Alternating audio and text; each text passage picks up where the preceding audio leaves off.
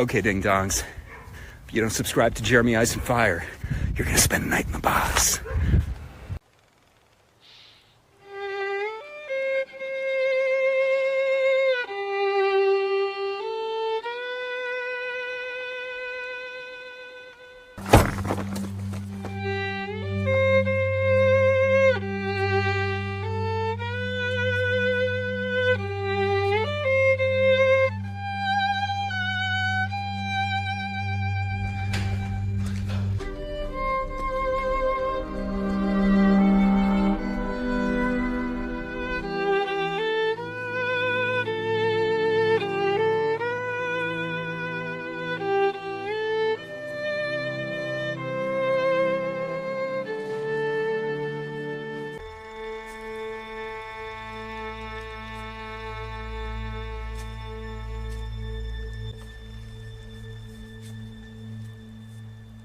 Aren't cooey.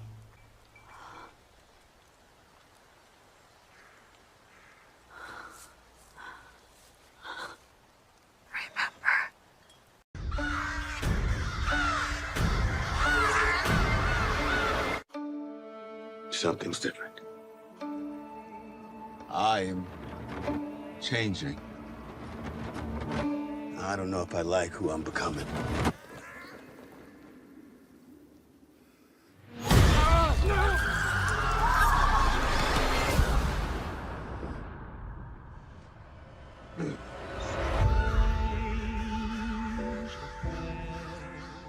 Boyd, there are a lot of people wanting to know what happened down there.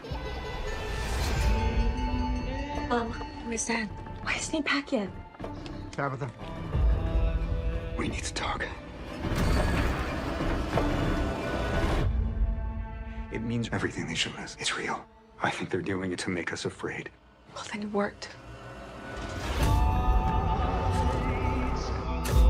There is something ancient here.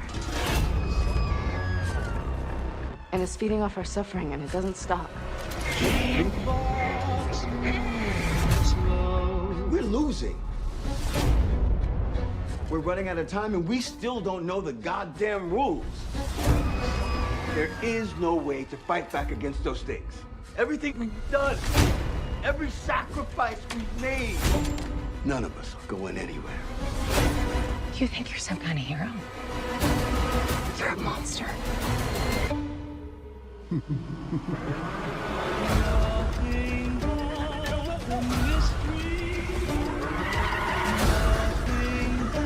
Lord, please protect us in this dark place where evil roams so freely. This we ask in your name. Amen. One way or another, the truth always comes out. I would make sure it doesn't.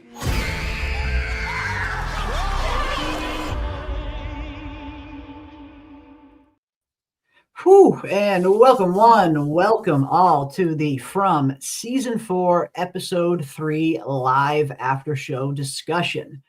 And here we are, folks. Here we are, fresh off watching Episode 3, as are most of you, I would imagine, as well.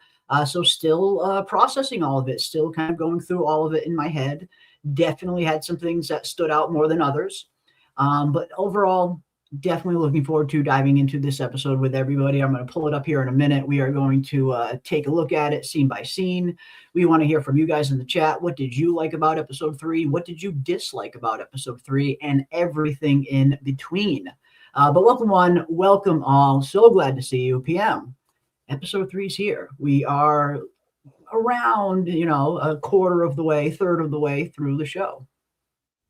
A little more in between. We are, and I'm sure we're gonna talk about it, right? But we're gonna dive in. It was so short. I feel like I blinked and we're back. Why was it so short? Okay. It was like 38 minutes, wasn't it? It felt like it was shorter than the other ones. The exact runtime we have listed is 48 minutes. So around 6 minutes shorter than the first two episodes. So yeah, the shortest one so far, 6 minutes shorter. We could have used those 6 minutes. We You can really could always have use used those more. 6 minutes. Okay. Okay. I do feel like when I think about the title, I was keeping my eye out so that Mhm. I can see what the title was referring to. Merrily we Nothing. go. Nothing. I I think couldn't find anything. I think the only thing I mean, I think once we dive in a little bit deeper, we'll start to find maybe more meanings for it. But just off the top of my head, after not really processing the episode too much yet, I seem like the only thing off the top is Tabitha and Henry's journey to the faraway tree. Merrily we go to the faraway tree. That's kind of the only thing that stands out just off the top. But I imagine once we dive in a little bit deeper, maybe some more things will come to light. Because I know what you mean. Sometimes, or more often than not, the title has a very interesting meaning within the episode, sometimes even a dual meaning or multiple meanings, where you can kind of see a theme represented in the title. So I understand what you're saying, or maybe this one didn't jump out at us right away. Underwhelming. I hate to say this. I really hate to say this. You know that I love them. I really do. And we're But it was a seeing, tiny bit underwhelming. I mean, and we are seeing a little bit of this. This episode seems to be a little split down the middle in terms of people maybe that like it and didn't like it. Yeah, I would say it was definitely a little bit of a slower episode than I thought it was going to be. Coming off of episode 2 of the discovery of Jim, I thought maybe there'd be something a little bigger in this episode. And we did get some big moments, but it did do a lot of really good setup for episode 4 and 5. And I think when we look at episode 4's title of Gods and Monsters, you just start after seeing this episode, in hindsight, it feels like this episode is setting something big up for episode 4 and 5. Or at least that's what I'm hoping where it's going. Because yeah, there were some good moments, some interesting reveals, but a lot of it was kind of moving the plot forward kind of slower than I thought to set something for what I feel is coming in episode 4 or 5. And I understand that we need to set things up, but it feels like we've been doing that for a while. And And like I I said, totally I get love the show. totally get All that. of the criticism that is not 100% positive is honest, and it comes with love. I love Mhm, the show. But it does feel like we kind of have set up a lot of stuff, and it was a little underwhelming. mhm, I can't okay. help but feel like I left the episode thinking, okay, there's some stuff. I guess I'll watch it again and pay closer attention because I'm Yeah. sure that the stuff was underneath the surface. You have to Mhm. like really look at You it always deep. pick up more on a second viewing, always. And we hung out with my least favorite couple. We hung out with Ellis and Fatima. And Yeah, we I don't did. like hanging out with them. I was like, please don't leave Mhm, me with them. Come back. I don't want to be alone with them. I get it. It's emotional. He's helping her process. I understand that. But at the mhm, same time, it's like we could have gotten to the point faster. Okay. okay, He okay, set this up for her. It's like, here, I got this thing for you. Instead of wasting so much of that precious 48 minutes uh-huh, on their journey. I understand some people, are fans of that storyline, but for yeah, me, I was hanging out with them way too much. mhm, and that tends to happen. I mean, when there are characters that we're maybe not, like, super invested in their storylines, and those characters happen to get, like, a lot of screen time in an episode, sometimes it'll stand out, for us more than, like, people who don't mind the characters, and that can vary depending on who you like and don't like, and there's nothing wrong with that. There's nothing wrong with not liking a particular storyline within a show that we all love. I think most fans are like that. It's hard to like every single storyline that's on a good show. Sometimes, one or two of them just don't hit for some people. And I'm kind of right there with you. I mean, the Ellis and Fatima thing, it's not my favorite storyline. I mean, it's a part of the show, so you have to kind of, acknowledge it and pay attention to it and see where it's going. But yeah, it's definitely they're not my favorite characters, I guess I could say. Not my favorite characters. And yeah, we got dirt, smashing windows, crows, Lake of Tears, the Brundles, half-naked Jade. We got all kinds of stuff in this episode. So again, there were some really good scenes.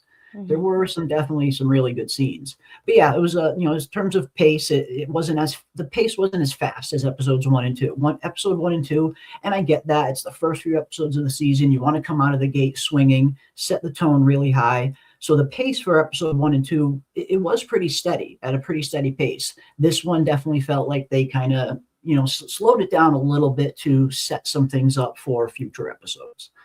But yeah, there was still some really good moments. Definitely some good moments and some not so good moments. Yeah, I just hope episode 4 and 5 will be great because this was definitely a setup. You definitely did get a little bit of that feeling, right? Like if there were some setup, moments in this episode in terms of plot progression. Yeah. And I like what Elisa is saying here. Half naked Jade caught me off guard, but I'm not complaining. See, there you go. that There was you go. that was the best moment of the episode. There you go. There you go. See, it wasn't all bad. There you go. There it is. Yeah.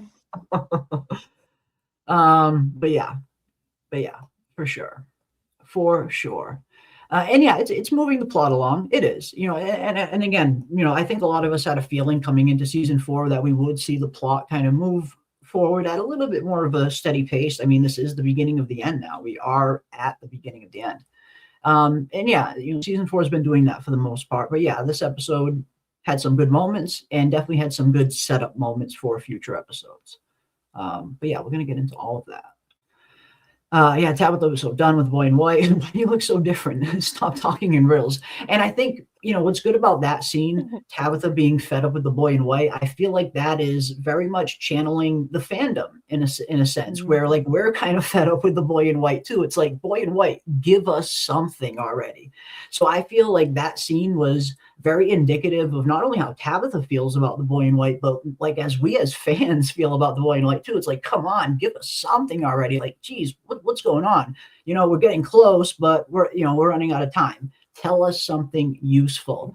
I was really looking forward to that scene to hope that we would get a little bit more, but everything that we saw in the trailer was pretty much it. That was pretty much the whole scene.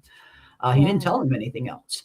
Other than we kind of got the sense that he maybe doesn't have the same kind of control over the faraway trees that he used to. That seemed to have changed. He kind of hints at that, like, not anymore. I don't, because when Tabitha asked if I step in it, that'll take me to the lighthouse again. And he says, I don't know. And when He she said, I asked don't why, think so. Yeah. Yeah, he said, I don't think so. I think he said, I'm not sure. But that right there is telling me that he doesn't have the same kind of control or knowledge over these faraway trees as he once did. I mean, we look at all the instances of them being used. He was always there. He was always involved.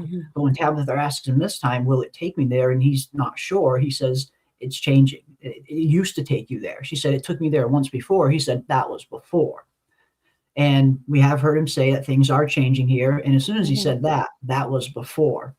That tells me, okay, he clearly doesn't have the same kind of control, or at least the same kind of predictability that he has over these faraway trees that he used to.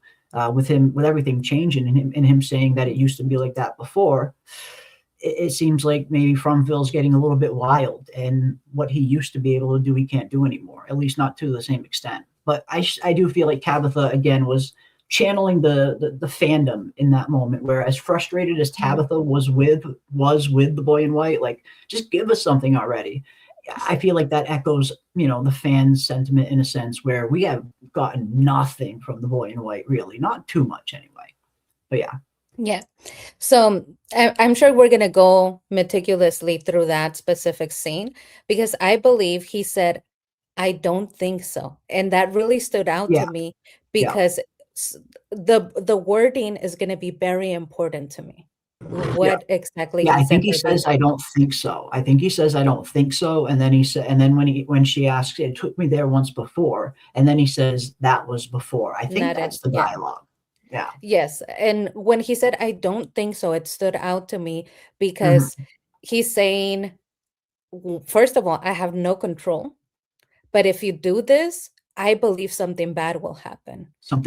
He has personal beliefs. He doesn't have all-knowing power. He just has the personal beliefs that the tree is no longer an asset to them, right? But Melody, and I love your name, Melody. I thought it was great when Tabitha was mad at him, because Tabitha has been on one, you guys. Tabitha has been on one since episode 2. She's been pissed off at everybody. She's been screaming, just like she is angry at the world. That includes the Boy in White, right? So she's been on one. And I loved it with her accent. She was like, she even did the hand, like the hand that we do. We talk a lot with our hands. So she's like walking up to him and she's like, why do you look so different? Why you look so different? Like her accent was even like with more attitude. Like, what are you doing here? Why do you look Yeah. so different? It Yeah. was so cute. I love that. You could really tell that she was just like, like had it with him. Even She's had seeing the fact that he looks different pissed her off. You could even see it. She's that she pissed. acted like in a Pissed. pissed off attitude, like, why do you look so different? And why are you here? And why are you talking in riddles? It was really funny to me. She was not having it. No, She has she been is. on. You're right. You are right. She has been on one a little bit. I mean, we've seen from the very beginning of the season, and even more so after, Jim died. Starting with her getting this revelation at the end of season 3, getting this newfound knowledge of who she really is and who Jade really is and what they really are. Then boom, not, a day later, she discovers Jim's body dead in the barn. So she's reeling. She is still very much reeling, and she's taking it out on anyone near her. That's why I was a little afraid for Henry going into this episode. I was genuinely worried that she might like accidentally shove Henry into that faraway tree and he might die. Like, I was very worried for Henry in this episode. I'm glad to see he made it. But yeah, you can see she's very much reeling. She is going through it. She's definitely, going through it hard. And she's had enough with the boy in white shit. Like, give me something. Last time Can I you saw play you, what she says to him? yeah, we'll play it. Yeah, last time I saw you, you pushed me out of a freaking lighthouse, sent me to the real world, only to get me pulled right back in here. But yeah, it was funny. It was funny. But yeah, let's She's play a been little on bit of one. the dialogue. She's on one. Just you just have to play what she says. Just her questions. Yeah, That's it. Yeah. All right. Let's see.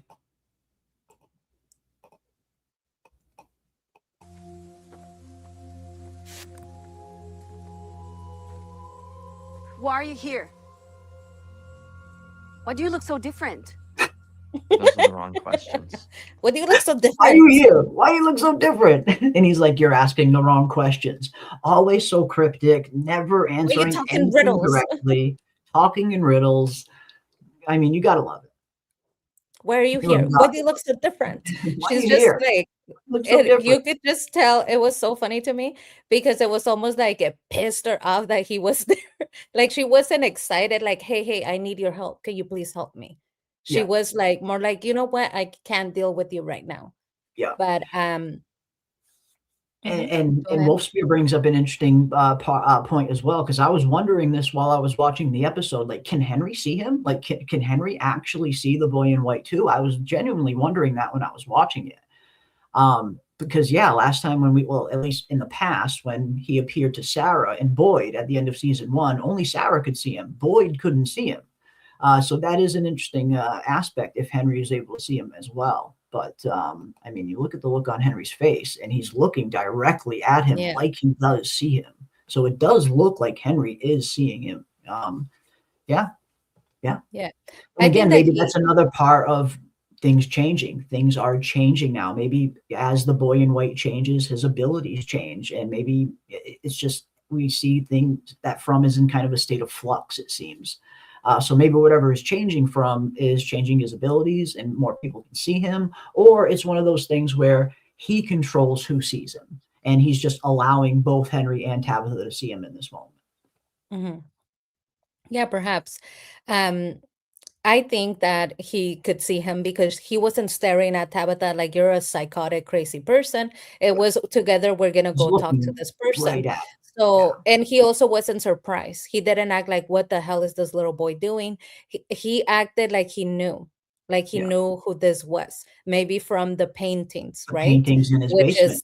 We know that there was paintings in his basement. So he probably was just interested, thinking, oh, this is real. He looked like he knew him. Now, this is my theory about the boy in white and what he said. The boy in white says, I don't think so. You're asking the wrong question. Why do you talk in riddles? You're asking the wrong question. This makes me think, what if he cannot provide them specifically with information unless they ask him the right question? The right question. Right? Is that part of the How rules? do I save the goddamn children? Ask that, Tabitha. Ask, Right? Ask that fucking question. how do I Jesus. save the How do I children? save the kids? Exactly, right? Because Yeah. she's asking other questions. No. That is not what we need. Right now, the question that you need to ask is, how do I save them? And how do we go home? Like, Yeah. what is that process? Because she's wasting this valuable time asking, why are you here? Why do you look different? It's like, Why do you that look is the different? least of Like, your and concerns. I don't blame him for saying like you're asking the wrong questions, because you are. You're asking the wrong questions. Ask the right questions. And I like that idea. I like that theory, PM, that maybe, because again, we do know that Fromville seems to be operating under some kind of rules. Like there are, at least there always were some kind of rules in place for how things work. Like the monsters only coming out at night, stuff like that. And yeah, maybe that's something part of it. Maybe the boy in white is limited in what he can reveal unless he's asked the right way, or he's just limited in general in what he can reveal. Or again, he just doesn't want to reveal it, I think is another third option as well. We saw what he said last time, at least when Victor showed up at the tree getting ready to cut it down. I told Christopher everything last time and look what happened. You guys got to figure this out yourself.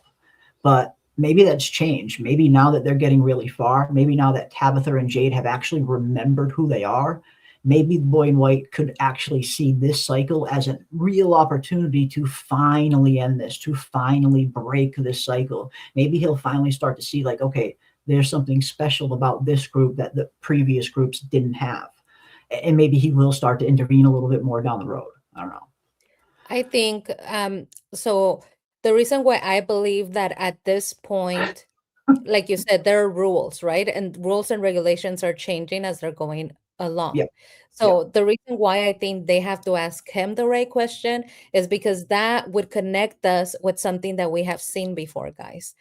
Okay. Knowledge comes with a cost, but they have to seek out that knowledge. He can provide it to them at this point. Maybe before, up until a certain point, up until they remember, he could provide them with some assistance. But now that they remember, they must continue. You must be brave. You must be brave enough to continue to look for knowledge. And if she's not continuing to ask the right question to go on that journey, he can provide that to her.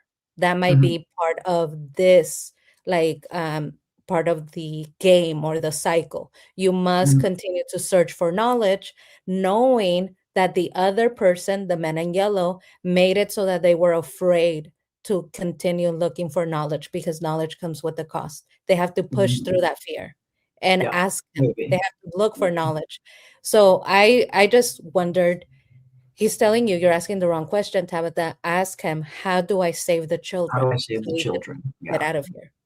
And it's the thing. At this point in time, Tabitha knows in her mind, she knows in the back of her head that saving the children is how we get out of here. Like she's been told that over and over. She's seen that. At this point, she knows that should be the most important question, and yet she still doesn't ask it. So yeah, ask the right question. Yeah, and then what is the right question? Why are your clothes going with you? Yeah, Fromville, only in Fromville. It's gotta love it. Gotta love it. And yeah, Boyd and Man in Yellow are on track for a showdown over the townspeople. Can Boyd hold them together, or does the Man in Yellow tear them apart? Yeah, I mean, you have to imagine at some point we're going to see some type of confrontation directly between Boyd and the Man in Yellow, preferably when the Man in Yellow is back in his Man in Yellow form with Doug, the actor, playing him again. At least I hope we see that form again. Yeah, I mean, you got to have that showdown, right? I mean, even as much as this might be more of a battle of the minds kind of thing, and how they have to kind of complete this quest, not just like physically, but this, there seems to be a heavy mystical element to a lot of this quest stuff, like it was put together by children, the Ankui children. But yeah, I think at the same time, you still have to have your final confrontation between Boyd and the Man in Yellow. And I think that will happen. I feel like it has to happen at some point. And again, we hear the story that the finger puppets are telling right at the beginning of the season, right at the beginning of the first episode, when we first are introduced to the Matthews family. And we hear Julie and Ethan telling the story about Norman and the Lake of Tears, and how Norman, what's left out, at least I should say, what's left out of that, what was in the original script that didn't make it into the actual pilot episode, was an extra line where Norman's friend that's with him, whose name we find out is Harold, of all things, the person that is with Norman, the person that is talking to Norman in that scene, that character's name is Harold, based on the episode 1 script for the pilot. And the script is in our Discord if anybody wants to read it. We posted a link to it, I believe, a week or two ago. But I'll post a more recent one if people want to read it. It's actually pretty interesting. I mean, it's the script for episode 1, but there are some changes. There are some slight changes here and there, things that they changed last minute. Like in the original script, the Matthews family don't have an RV. They have a minivan. And when we first meet them, they're not on the road. They're actually in their hotel getting ready to pack up and leave the hotel. So there's some slight changes along the way from the pilot to the original script. So it is kind of a fun read. But the one thing that stood out to me the most when reading it was the change to the story that Julie and Ethan were telling at the very beginning of the show. There's one line that was left out, and I start to wonder, did they leave this line out because maybe it was a little too telling? Maybe it was a little, like if they put this line in there, maybe it was a little too telling. But again, there is one line missing that states when Harold is talking to Norman saying, "Norman, you saved us. You killed the evil beast and saved the land." And then it picks up right where the regular episode picks up, where we hear, "But the monster's claws went too deep." And, and then we hear the same bit about the secret fairies coming from the Lake of Tears and all of that. And then Norman dies. But there is that one deleted line where we hear Harold saying to Norman that you killed the evil beast, you vanquished the evil beast and saved the land. So whoever this Norman character is, if this story is a kind of foreshadowing for the future, could have some kind of showdown with the Man in Yellow. And could that ultimately be Boyd? Could Boyd have been Norman the whole time? I know a lot of people have a lot of other theories for who is Norman. There's a lot of good theories out there. But who knows, I guess. Yeah, it definitely seems to me, unfortunately, that the boy in white and men in yellow being versus each other is not going to come through, because the man in yellow is way more active. Like, he is way more active. He's doing more. He seems to use his power to actually cause chaos, right? And boy in white, he's not really showing up. And when he's showing up, he's like, you're asking the wrong question. Instead of like the man in yellow, who plays it fast and loose. He says whatever he wants. He does, he doesn't limit his words, but boy in white does limit his words. So therefore, I don't think it's going to be a fight between these two. He needs to start getting in the game. If boy in white is actually the counterpart to the man in yellow, it doesn't seem like it at this moment for me. He seems to be more passive, way more passive. This is a perfect opportunity for him to tell them about Sophia. It's a perfect opportunity. Maybe on the next episode, he will tell them, right? But he needs to get more active in the game, because the man in yellow definitely is, and he is being very passive. It's telling me you don't actually have that much control. Him saying, "I don't think so," tells me that perhaps we believe that he had way more control than he actually does. Or he's lost some of that control now that everything is changing. Fromville's changing. He's aging. I get the feeling that he's lost some of the control that he once had over these faraway trees. It seems like he doesn't have that control anymore now that things have changed, or at least that's what I'm getting anyway. But yeah, I again, where does it end? Because like you said, the man in yellow is right there. He's right there in town, hiding amongst them, already starting to do damage. We saw just with one little line inside the diner, the ruckus that Sophia caused between not just Julie and her, but Kenny got involved into it. Like, it got everybody involved in like 2 seconds. So we're already seeing Sophia / Man in Yellow is already doing damage to the town, already kind of planting those seeds of doubt and destruction.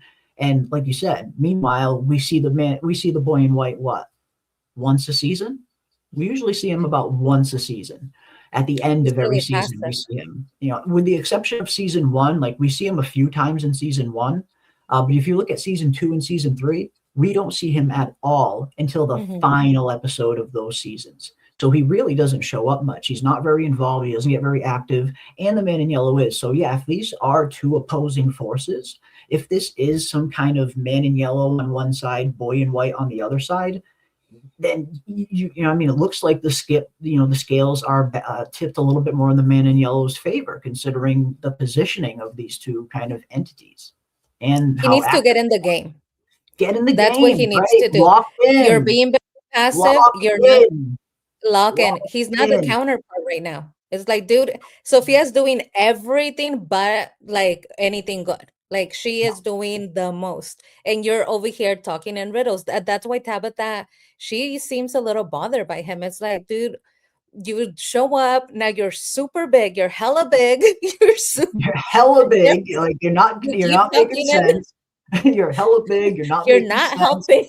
You're not very helpful. What the fuck? I would love Tabitha to be like, why are you hella big? Why you look Why like are you that? hella big now? But we do see you guys in the chat, and we are here Yes. to talk to you guys. So one of the things, Jeremy, the people in the chat, they came in wanting to know about the crows, and I would have to say, and you'll tell me after, but it seems like a lot of us are thinking the same thing. Those crows seem to be helpful, right? Maybe we have You been see the judging look? them. You see the look Oh on yeah, she was Sophia's scared. face? She You was see scared of that them. look on Sophia's face when Mhm. that fucking crow showed up to that funeral? It did not have the look of someone that is in control of those crows, or even wanted to see them. Yeah. I think so. That might be. These crows might not be bad. They might be trying to help. We have been Wow. judging those crows since the beginning. Just because they're crows, we just put this bad vibe on them. And it seems like the entire time, those crows were trying to warn them. They were not trying to be like bad, right? So now this makes me think I have to go back and rewatch every season when the crows interacted with the people. We know one for sure, and you guys are talking about her, the one and only Fatima. A When crow she's directly interacts. Maybe that crow was not trying to stop Tilly from telling her it was something bad. Days The like crow today. was saying, look, I'm a bad omen. I'm going to throw myself through the window. So maybe you would get, this is bad, right? Like he's literally saying, bad omen, here I go through the window. Like he was trying to tell her, it's not good. You don't need those cards, girl. I'll tell you, it's bad. Watch me. Yeah. You know? Yeah, I mean, you look at the look on her face when that freaking thing shows up. This does not have the look of someone that is seeing a crow that they are in control of, or again, a crow that they even want to see. So yeah, what the fuck's going on? What is up with these crows? How come the man in yellow sees this crow showing up to the funeral and is a little looks a little put off by it? Looks a little like, what the fuck's going on? Why are you here? Type deal. So yeah, are the crows sounding the alarm? Maybe, maybe. It's definitely interesting. Again, it's a reaction. I feel like if nothing else, it's definitely a reaction, a very weird reaction to seeing the crows. Like that's a weird look on her face. Okay, I just had a revelation, guys. I had a revelation. The crows, we have confirmation, as good as it could get, theory, that the crows are definitely against the man in yellow. Why? Everybody, and they are an omen, they are trying to help these people, to tell them this is a bad thing, watch out. So every human, when they come in, they see the tree and the crows. Now, when the priest came in, there was no crows. There was a tree, but no crows. For the first And time, everybody thought, why is there no crows? It was because Sophia was arriving, and they were like, no, we're staying away from Sophia. Like she is not good. That's why they are directly against Sophia. So they were there as a warning for the humans. The tree was there, and they were circling, saying, this is a bad place. This is a place of death. This is a place of monsters. This is bad. Maybe if the humans were paying attention, they could see them from far away as they're driving, and maybe they would have an opportunity to turn around before they hit the tree. But they didn't do that for Sophia because they know she's bad. That's why the crows didn't show up, you guys. They are enemies with Sophia. And it was more than one. It was one little crow. A whole murder. And that's why maybe she's afraid of a whole murder of crows coming. Maybe this is one of the man in yellow's only weaknesses. Maybe these crows, like you said, are against her. Maybe this is something that they're not trying to hurt the townsfolk, but they're trying to help them. We see a lot of people in the chat saying the crows are sounding the alarm. The crows are trying to warn them. And maybe that is the case. Maybe the crows are trying to warn them about her. It goes back to season 1, episode 1, where Julie says a flock of crows is named a murder of Murder. crows, and then Murder Tabitha's of like, crows. no, it's not, right? But None the kind. crows, I believe, are trying to say, she murdered these people. She murdered the people you're burying. You know what I mean? Okay. It's Okay. simpler. If I was a Okay. crow, he stood on the grave and he Okay. brought his friends, the murder, put it together. The crows and the crow that stood at the grave, they're saying, she murdered them. It was Maybe. her. Maybe. And maybe it's all intertwined as we see here. Maybe the settlement scarecrows are to keep the regular crows away. I mean, that would be, I mean, we have no idea as to how the ecosystem in Fromville operates, because we have to remember Fromville operates for the majority of Fromville's time. It looks like there's probably not a lot of people here over its history. After a cycle ends, it seems like the next cycle can't really begin until the next Jade and Tabitha are reincarnated and kind of grow up to adulthood. I have to imagine they haven't really pulled in many young Jade and young Tabithas. I have to imagine they grow up to adulthood before they get pulled into Fromville. So with that gives many years in between cycles where there's nothing in here but the creatures, the monsters, everything. And that does make me wonder, what was the ecosystem like? What is the ecosystem like inside Fromville? Because we have so much stuff in here. Monsters, freaking apparitions, crows, literal scarecrows coming to life. We saw the casting call about some kind of colonial woman monster that we're supposed to be seeing this season as well. And we've heard right from the very beginning from Martin, from Abby, that there's worse things out here in the forest than the monsters. The monsters are just the tip of the spear. So I have kind of often wondered, what is the natural ecosystem like within Fromville? Do all of these monsters and entities get along? Or do they not? Like you said, could the crows be on a different side than some of the other beings that are in here? Again, just based on this look Sophia had on her face when she sees this crow show up, she looked worried. Like that is a look of worry and concern right there. Mm-hmm. She did not like them. She looks scared, and Sophia rarely looks scared. I've never seen her look scared. But I'm telling you, it might be as simple as them remembering when Tabitha came in, she said murder of crows. Maybe they could remember everything is a clue. So they're saying she murdered them, you guys. She murdered them. You know, they're trying to maybe help the people, and that's what they have always been trying to do. Maybe that's why when they were in the caves, they were consuming the rats. So they were down there with the monsters. They're trying to help the people, and perhaps they were trying to see what the monsters were up to. Guys. Yeah, maybe. Guys, that one.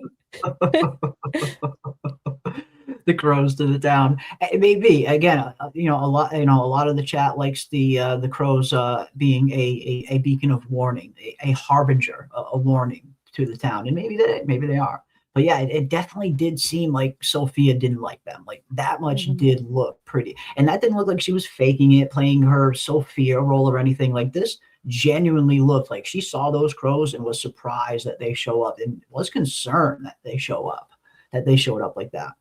So yeah, again, it definitely makes you ask some interesting questions, right? Like, what are these crows really here for, and are they trying to help in some capacity? Maybe. They were playing the whole Matthews family in the RV arriving into Fromville. Yep, And again, one thing that I did like about how Jeff Pickner said heading into this season, he did say that a lot of season 4 is going to be going back and tying up a lot of loose ends that season 1 started up, tying up a lot of things that the first season really put into motion. And I like that. I like that they're going back all the way to the beginning to really kind of shore things up and develop this plot. And again, I hope by the end of season 4, we have a much better grasp on exactly what Fromville is and what's going on heading into the final season. Yeah. And you know what I really liked is Sophia's manipulation. She's playing chess, you guys. She's playing chess because she didn't just set up, she could manipulate a person at a time. You know, that's newbie stuff. If you're new at manipulation, it's one person at a time. She's a that pro. chain reaction. She sets them up and she's like, I'm going to do 4 at a time. Yeah, 5 at a time to get Kenny to say things so that then he could say like, well, Kenny said it, right? I And didn't say sets them that. up I didn't right. say it like that. Like, it was perfect. It was the It perfect was setup where it wasn't just Julie and Sophia arguing. It got Kenny involved, which got Tabitha involved, which got Boyd involved. Matt, it seems like, again, she's very much, you can tell that this is her favorite part, why this is her favorite part, or his favorite part, whatever you want to refer to him as. This is it. They like getting in there, spreading that deceit, spreading that deception, spreading that mistrust, that chaos. She's good at it. She's good at it so far. It didn't take much. And again, that's the thing. It's not going to take much. Like, we see the state that this town is in. They're not as healthy physically, mentally, spiritually as they were in like season 1 before the Matthews family arrived. And they had 93 days without an incident. They'll never see that again. They can't go freaking 2 days without an incident these days. So you can definitely tell, like, maybe this is why she chooses now to infiltrate the town, because they're already close to being at their last limit. They're already frayed. The edges are fraying again, as it were. And it just doesn't take much to kind of push people over the edge when they're already close to the edge as it is. Yeah, I love what Cody is saying. The crow pulled up on Hold up Victor. on Victor, like, see, remember me here? Yeah, they just like they are so cool. If you think about it, the way they like fly, and then the one that killed himself, that was like a suicide mission. If you think about it, now that we're thinking that they are trying to warn them, one of them was like, dude, this is a suicide mission. I'm gonna have to go through the glass. I'm gonna have to like commit suicide, but I'm gonna get the word out. This pregnancy is bad. If she doesn't get it, then I mean, I don't know what it will take for her to get that this is not a good thing, right? True. But Very yeah, true. I'm going to look at every time the crows have interacted with them, because I I'm gonna have bet to go you back. we have Yeah. been judging them so harshly, and they were good this whole time. They were nice. Maybe, and that's always what's fun about getting a new season, getting new episodes, getting new data points that we didn't have before. Because now you can go back and look at all of some of these previous episodes, some of these previous scenes through a very different light and see, okay, what can we pick up now that we have this extra bit of information? And it just makes rewatches that much more fun. But yeah, it is. The crow pulled up right up on Victor. Yeah, it's like they're talking, like they're almost maybe trying to warn everyone. Again, I like that idea that maybe they're not bad. Maybe they're not some evil harbinger as we thought. But one thing we did see at the beginning of the episode, which I guess we had a little bit of a question going in, was to whether or not Elgin was actually going to go along with Boyd. Was Elgin actually going to, because we heard how that conversation went in episode 2. Elgin straight up said, "And if I don't," and it definitely gave you the impression that maybe Elgin wasn't going to play ball. Maybe he didn't really fully realize like what he had did yet. But in this episode, it seemed like he did like a complete 180 right from the very beginning, where we get this scene between him and Fatima right at the beginning of the episode. And he's like, we got to get our story straight. So it seems like Elgin has at least turned around a little bit and maybe started to realize that he was manipulated a little bit in this town. But I don't know. What did you think of Elgin and Fatima? Do you think Elgin is going to play ball, or do you think he's just playing along? It's not enough. When I was watching, I was like, Elgin, it's not enough. There's 2 things that have been very unsatisfying. How Elgin approached his first encounter with Fatima since the incident, and how my poor, beautiful gem was buried and not a tear was shed. Like, not a tear was shed. Those 2 things, they're lacking an emotion. They're lacking an emotion, and it's a huge problem. Those were missed opportunities to have a really good scenes that were about the characters, about the human aspect of the characters. The first thing was, how dare you? She is very strong, and she offers this kindness to him, right? Even though he did interact with the being that ended up traumatizing her and putting her at risk, she still offers this kindness, and you could tell she's scared of him, because when she walks, she like has to like brace herself, and then she gathers up courage and she goes into the kitchen, but she's afraid when she initially sees him. And Yeah. instead of him saying, I'm so sorry, Fatima, please forgive me. Please, Okay. I thought I was doing something. I'm so sorry. The words I'm sorry never came out of his mouth. What she Yeah. said was all of this comforting stuff to him. I Yeah. understand, I think that this place utilizes good people. Therefore saying, I think you're a good person. She comforted him and never once did the words, I'm so sorry, Fatima, Okay. Yeah. came out of his mouth. He did agree, like, fine, I'll help you. But for me, Mhm. it's not enough, Elgin. Wasn't enough. You're Mhm. not doing enough, dude. Why is she comforting you? You're the one that's being comforted. Like, dude, You should be apologizing to her. Yeah. never And once did he say sorry. yeah. No, and I think that's a good point. I think that's a good point. Even if he is going along and playing ball, yeah, an apology is probably warranted here considering, what he did. So yeah, I definitely get that. I definitely get that. I mean, yeah, is he sorry? Is he not sorry? I don't know. I guess we'll have to see where Elgin goes in the future. Is he going to continue to play ball, or will he at some point be a problem for the people in town? I don't know. We need Sarah to go have a Need conversation. I Sarah to know go that have another Boyd, talk with him. I Sarah, know go have Boyd another said, talk with like, him. let's get our Mhm. story straight. This is what's gonna happen. Boyd isn't even as scary as Sarah. We need Sarah to go back in there and say, Elgin, are you sorry or not, dude? Because if you're not, you have another eye that I can take, You've and got I another will eye take we can take. and I will take it. Like, You come do on. have I another feel eye. like I need more reverence here, Elgin. Yeah, What you did was really messed up. She could have died. And also, she is forever changed. And forever she's change. like embracing him. She's embracing him. She's comforting him. It's like, boy, how weak are you that your victim is the one that has to comfort you instead of Yeah, you providing her with some comfort? yeah, Like, I was just disappointed in that. And of course, I'm sure we're gonna get around to this.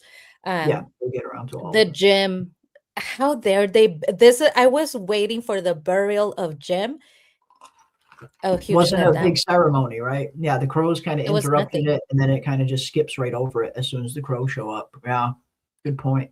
Good point. It wasn't the Tien Chen send off that she got. Yeah.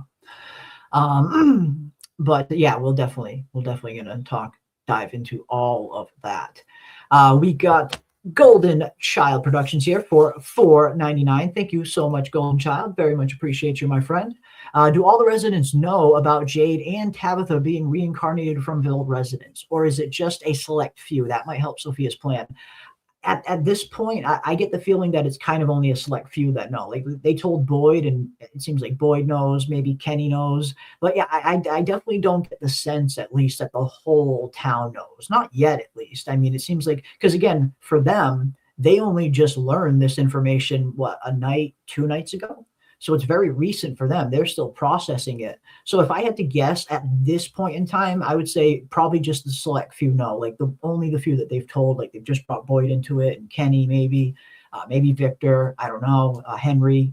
Well, we saw in this Nothing. episode, Tabitha was about to tell Henry, and then she stopped, and then she was about to, and then she stopped when Henry said, this was the tree that cost my wife its life, and then out of nowhere, Tabitha just stopped. But for a minute there, it looked like Tabitha was about to tell Henry who she was and what she had learned. So yeah, I definitely get the feeling that only a select few know. Yeah. Victor also does not know, because when he presents Yeah, this drawing to the family, she doesn't embrace him as like, thank you, son, or any of that. She has no, not gotten any no, closer to Victor, no, knowing that that is his child. She's just no. like, thank you, that's great. But and I would not tell Victor right now. I Victor is wouldn't going either. through a lot, Yeah, okay? He's not going to handle that very well. So I yeah, don't think that Victor is maybe on a need to know basis, right? So okay, like Boyd, the important people. Now, yeah, what I want to know, Golden Child, is that might help Sophia's plan. And what way, because I can't think of any right now, but could you tell yeah. us what you mean by that? And what way the people not knowing about Tabitha and Jade could help them? Yeah, like if I mean, yeah, that is a good question. Like if Sophia knows about Jade and Tabitha, which I imagine she does. I imagine Sophia knows. I mean, we saw the man in yellow pop up. First thing he said, that Jade sure can play. So clearly he knows who and what Jade and Tabitha are. Yeah, could Sophia use that information, to turn people against them in town, to maybe make it seem like it's their fault that all of you are here? They're the reason all of you got stuck here. They're the ones that they really want, type thing. Like, yeah, could Sophia use that information against them? Yeah, she absolutely could. She could definitely pin it on them if she wanted to. She could paint it that way if she wanted to. Golden Child, I just realized, right? Because the episode was slow, and so that's why I said you need to look deeper. This is going to be one of those that you need to rewatch and think, because it's very like the meaning is under there. Sophia talked about a Bible story where she said this character, and I wrote down the name because I do not know my Bible stories. Acon, I believe. I don't know how to pronounce that. Acon, Acon. You guys will Yeah. know how he was punished for disobeying God, and God punished, a group.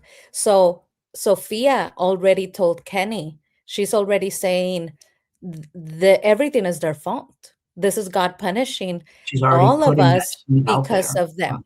She's already saying this is, what I believe, which made me really excited to see her talking religion and punishment, because as you know, I have long said when people are scared and afraid, they're going to look towards hopeful Gonna look things, for and answers. religion can be a hopeful thing. So if Something you Sophia can give them says, answers. Yeah. if Sophia points at the Matthews family and says, look, they're like Khan, we must do what happened to them. And in the Bible, Mm, we know that they're hardcore.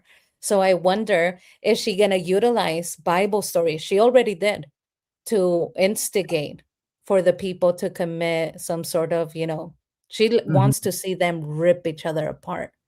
So I think it is the beginning of her utilizing religion and creating her cult. mm. Creating distrust among the townsfolk, already beginning to kind of turn them against each other. And, as Golden Child mentions, with the whole reincarnation information, yeah, like, could she twist that narrative and paint it as though these ones are the special ones? Jade and Tabitha are why everyone's here. They're the reason we all got pulled in here. It's them that this place wants. I could totally see her going down that freaking path and trying to get, turn all of this onto Jade and Tabitha. I could totally see that. So yeah, I think that's a very good question, Golden Child. And thank you so much, my friend, for the $4.99. I owe you a glitter bomb. Glitter bombs in the chat. But we got one more to dive into. We got Sunflower here, 09. Thank you so much, Sunflower, for the $9.99. Very much appreciate that. Crows, messengers of the spirit world. Many believe seeing a crow is a direct message from a higher power, a guide, or a loved one who has passed, particularly after introspection or divination. And again, I mean, we see these crows coming to potentially be some kind of harbinger, some kind of messenger, as you say. Are they trying to warn the townsfolk? And I even saw a few people in the chat earlier wondering if one of the crows was Jim, if this was Jim potentially trying to warn his family. Who knows? But yeah, again, when you see that those crows show up at the funeral and you see the look on Sophia's face, how like kind of shocked she was, it was there, worried it looked that it was there. Yeah, you start to wonder if they're there to help, maybe. I think we have been judging them incorrectly, Sunflower. Maybe. I really like the idea that you're bringing into play when it comes to the crows. The idea that the crows are a positive, divine, spirit world sort of entity, that they have more power to go between the realms of the living and the dead.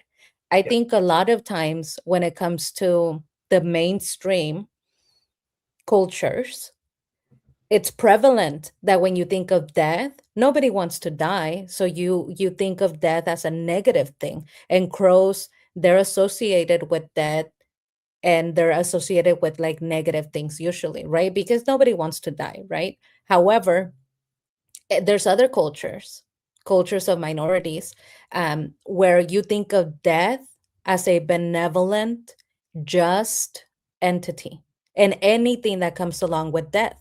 So, like a black crow, cats, right? These entities or animals that can cross in between the realms of the living and the dead, they are revered. Are thought of as a positive thing, a hopeful thing. Because in other cultures, like in my culture, we don't look at death as a negative thing. Death is a benevolent. We call her Santa, like the saint of death, because they are very just. They come and they usher you into the underworld, into the death, and the land of the dead.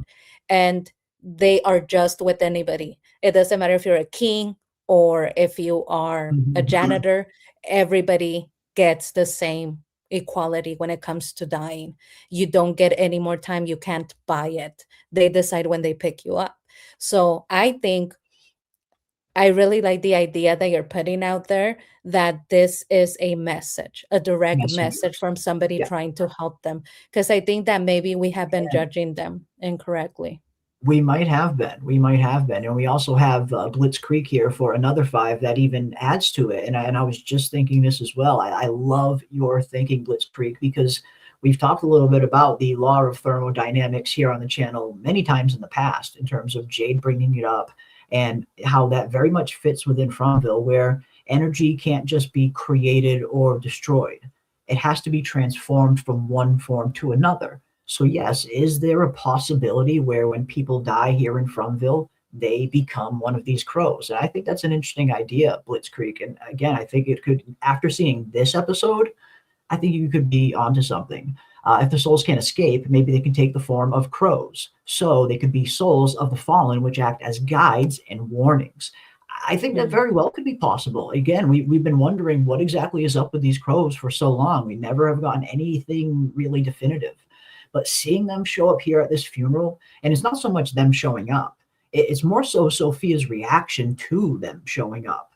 You look at the look on Sophia's face. She looks worried. She looks concerned. She looks like she doesn't want to see that crow there. She looks like she's surprised to see that crow there. So I'm not so sure that these crows are being controlled by her or the man in yellow or Fromville. Yeah, maybe these crows are more of a harbinger for good. Yeah, I don't know. I think it's possible.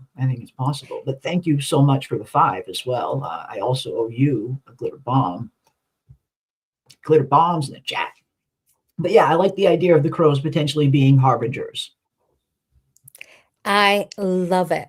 I can't pronounce your name, but Blitz, I love what you're saying. And I would like to add to your theory, because I believe that your theory is correct. I think that you have evidence for this theory, and I think that we could add that the crow that stood there, that was Jim. It was Jim. That was Jim. Exactly. Because nobody else, right there. Yep. Yeah, nobody else stands there. It's almost like all of the other ones surround there, but it's only one crow that stands on the little pile of dirt. I think that that was Jim. Now, what did Jim do that we all know him for? That everybody was like, he's such a weirdo. When he went, caw, caw, I am the crow, right? Caw, caw. He made a big deal out of that, right? And he was that, if you think about it, that's coming back. Him doing the whole caw, caw. He did the same movement that this bird did. When this bird stood in the grave, it raised its wings, like, the same movement. If you go back and watch that episode where Jim is doing the caw, the weird creature movement. Same dance, the same movement. I think that is an indication, that is a clue that Jim is that crow. And that's why he stood like, hey, I'm here. I'm here. It's me. Yeah, it could be. That very well could have been Jim flying right down there, getting in the middle of it himself. Again, if there's a possibility that when people die here, they turn into these crows. I mean, if that's the case, then yeah, why wouldn't Jim too, right? And Robert Saunders, yeah, I definitely got to give Robert Saunders some credit as well. I mean, he's been talking about the Crows for a very long time, and he's always thought that they were a harbinger for good, that they were on the side of good. So yes, Robert Saunders 420. If you remember, I wrote a lengthy theory entitled Contraventions and Crows in your Discord that we discussed in one of your lives, that the poems of Dickens and Poe quoted in the show prove the Crows are on Team Good. And again, yeah, you have been, you have been singing this for a while, Robert. I've seen it many times myself. Yeah, where you had a feeling that these Crows might be on the side for good, and you might have been right all along, my friend. You might have been right all along. This might be some validation. Again, we've, like you said, we see these Crows. We see that when they show up, everybody sees the tree and everybody sees the Crows. And Crows, just by their presence alone, they have a little bit of a creepy, a little bit of a gothic kind of feel to them. So you see them, and people kind of naturally maybe think, okay, this is not a good omen. This is a bad omen, these Crows. But again, maybe they're not. Maybe these Crows aren't a bad omen. Maybe they're not so terrible. Maybe they're not harbingers of doom, but messengers, as a lot of you guys are theorizing. But yeah, Robert, you did think that the Crows were on the side of good, and you may have been right, my friend. So you at least are deserving of a glitter bomb. But yeah, let us know what you guys think as well. We want to hear from you guys in the chat. What do you think? I mean, do you guys think that there's a possibility that these Crows could actually be trying to help them? I mean, we see this look on Sophia's face. Is this a look of worry and concern on Sophia's face? Is she worried that these Crows showed up? Or is something else maybe going on here? Let me know what you guys think. We got Sunflower for $1.99. Thank you so much, Sunflower. Very much appreciate it.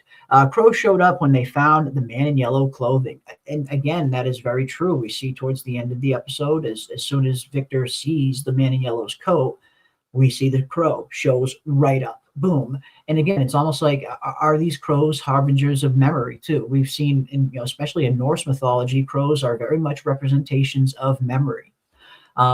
Is that what that was a representation of in that scene? That crow showing up right when Victor sees that coat, is that a reason, a way that Victor could, remember what he needed to about this man in yellow? Because whenever he saw that coat, it sent him into a tizzy. And we hear some very interesting dialogue from Victor when Henry eventually shows up about, him thinking it wasn't real. He thought it wasn't real, but it's real. It's real. So it seems like he had some kind of memory in his head about this man in yellow. And it looks like maybe seeing this coat is making him think, okay, that was real. It was real. Whatever I remember, it's real. Yeah. I mean, Sunflower, yes, thank you. Unfortunately, it seems like he remembered something so horrible So horrible. that he ended up exhibiting one of the telltale signs of hardcore trauma PTSD, that yeah. children do. He peed himself, and Victor has seen a lot of We've things. never seen him do that. We've No. never seen So that this happen. is to a level where he physically could not stand it. This must be the really, really bad thing. This must be the monumental thing that he has been trying to forget about. Because, that's something that children do, when they're very, very, very afraid. And it just, it was so moving because It was Victor has been heartbreaking. through so much, and we forget sometimes that Victor has been through so much, or at least I forget. Because he's such a stoic person most of the time. Like, he will be digging graves and saying, yeah, I gotta get a head start. He's just accepting of the world that he lives in. But seeing him have this reaction made me feel so bad for him, because we have not seen him do that. And oh man, I just felt so bad. But when it comes to the Crows and the super chat, to Robert and to Sunflower, I completely agree. Robert, it would be so helpful. I'm going to go back and I'm going to reread so I can have a refresher of what we talked about. But with the Raven specifically, I really like that when you made that theory, Robert, you put in there the Raven, right? Nevermore, nevermore, my dear Lenore, the poem by Edgar Allan Poe, which we know when it comes to Edgar Allan Poe, that poem was about grief and loss of a loved one. And so it's so fitting that this is the loss of Jim, a very loved one, Yeah. right? This is the Yeah. loss of Leonore, basically, for Tabitha's Leonore. So it makes perfect sense. Now, I would like to believe, if I continue on the theory of Jim as the crow, then if we continue that and follow that path, this crow that seems to be more active than the others have been in the past, this is Jim. Jim wasn't just helping Victor by telling him, look at the clothes. Jim was also helping Jade. Jim was saying, look, there's mushrooms. You were talking about mushrooms and you With the wanted to go on the mushrooms. trip. Found these And that's mushrooms. why Jade was like, I can't believe it, right? Like that crow that is being way more active than the other ones, that's Jim. That's why we're Yeah. seeing him act out of line, because maybe the other ones are loved ones that have passed on, but they don't know Previous. them. They're not Mhm. super invested, super involved. Yeah, I mean, we and saw Jim one is land yeah. on the roof next to, kind of close to the funeral, not as far as the rest of them. Could that have also been like a resident that was recently lost in here? Like, was that like Tien Chen looking down on Kenny or something like Mhm. that? Because that one landed like right on the roof next to the funeral. So yeah, no, I think it's a possibility. I mean, I I think like it's where Jim. I like where you and the chat are going. I think Maybe it it's was Jim because they seem to all give him his space. They were like backing him up. This is the vibe that you got from the Crow gang. It seemed like they were all there yeah, to back him up, but they were back up. letting him lead. And he stood on that little grave like and did his little caca caca. They were supporting. They showed up to support him, like the Crow gang, Mm, but they were allowing him to take the lead. And I think it's because that is Jim. And interesting. Jim made peace with Jade, wants to help Jade because helping Jade helps his family. And Jim is also a very intelligent person, okay? The ironic thing is that Jim and Jade have much more in common than they realize. They probably could have conversations where they could get to solve this, but Yeah, they just never got along. And I think that Jim would be somebody that, even though he didn't like that Jade did drugs, remember, he didn't like any of that. yeah. He's like, here, Jade, here's the This mushrooms. is I'm going what to you help you. need. Yeah, this is what Yeah. you need to help get my family out of here. Here, take your freaking mushrooms. Yeah. Yeah, he found them. He found them right when he needed them, if nothing else. But yes, and thank you again, Sunflower, for the 199. I also owe you a glitter bomb. But yeah, really good stuff. Really good stuff. All right, let's go back to the beginning where we were, and we'll continue to go through this entire episode. All right, we saw the Fatima and Elgin thing. We'll see where that goes, how that plays out. Will Elgin continue to play ball or not? I don't know.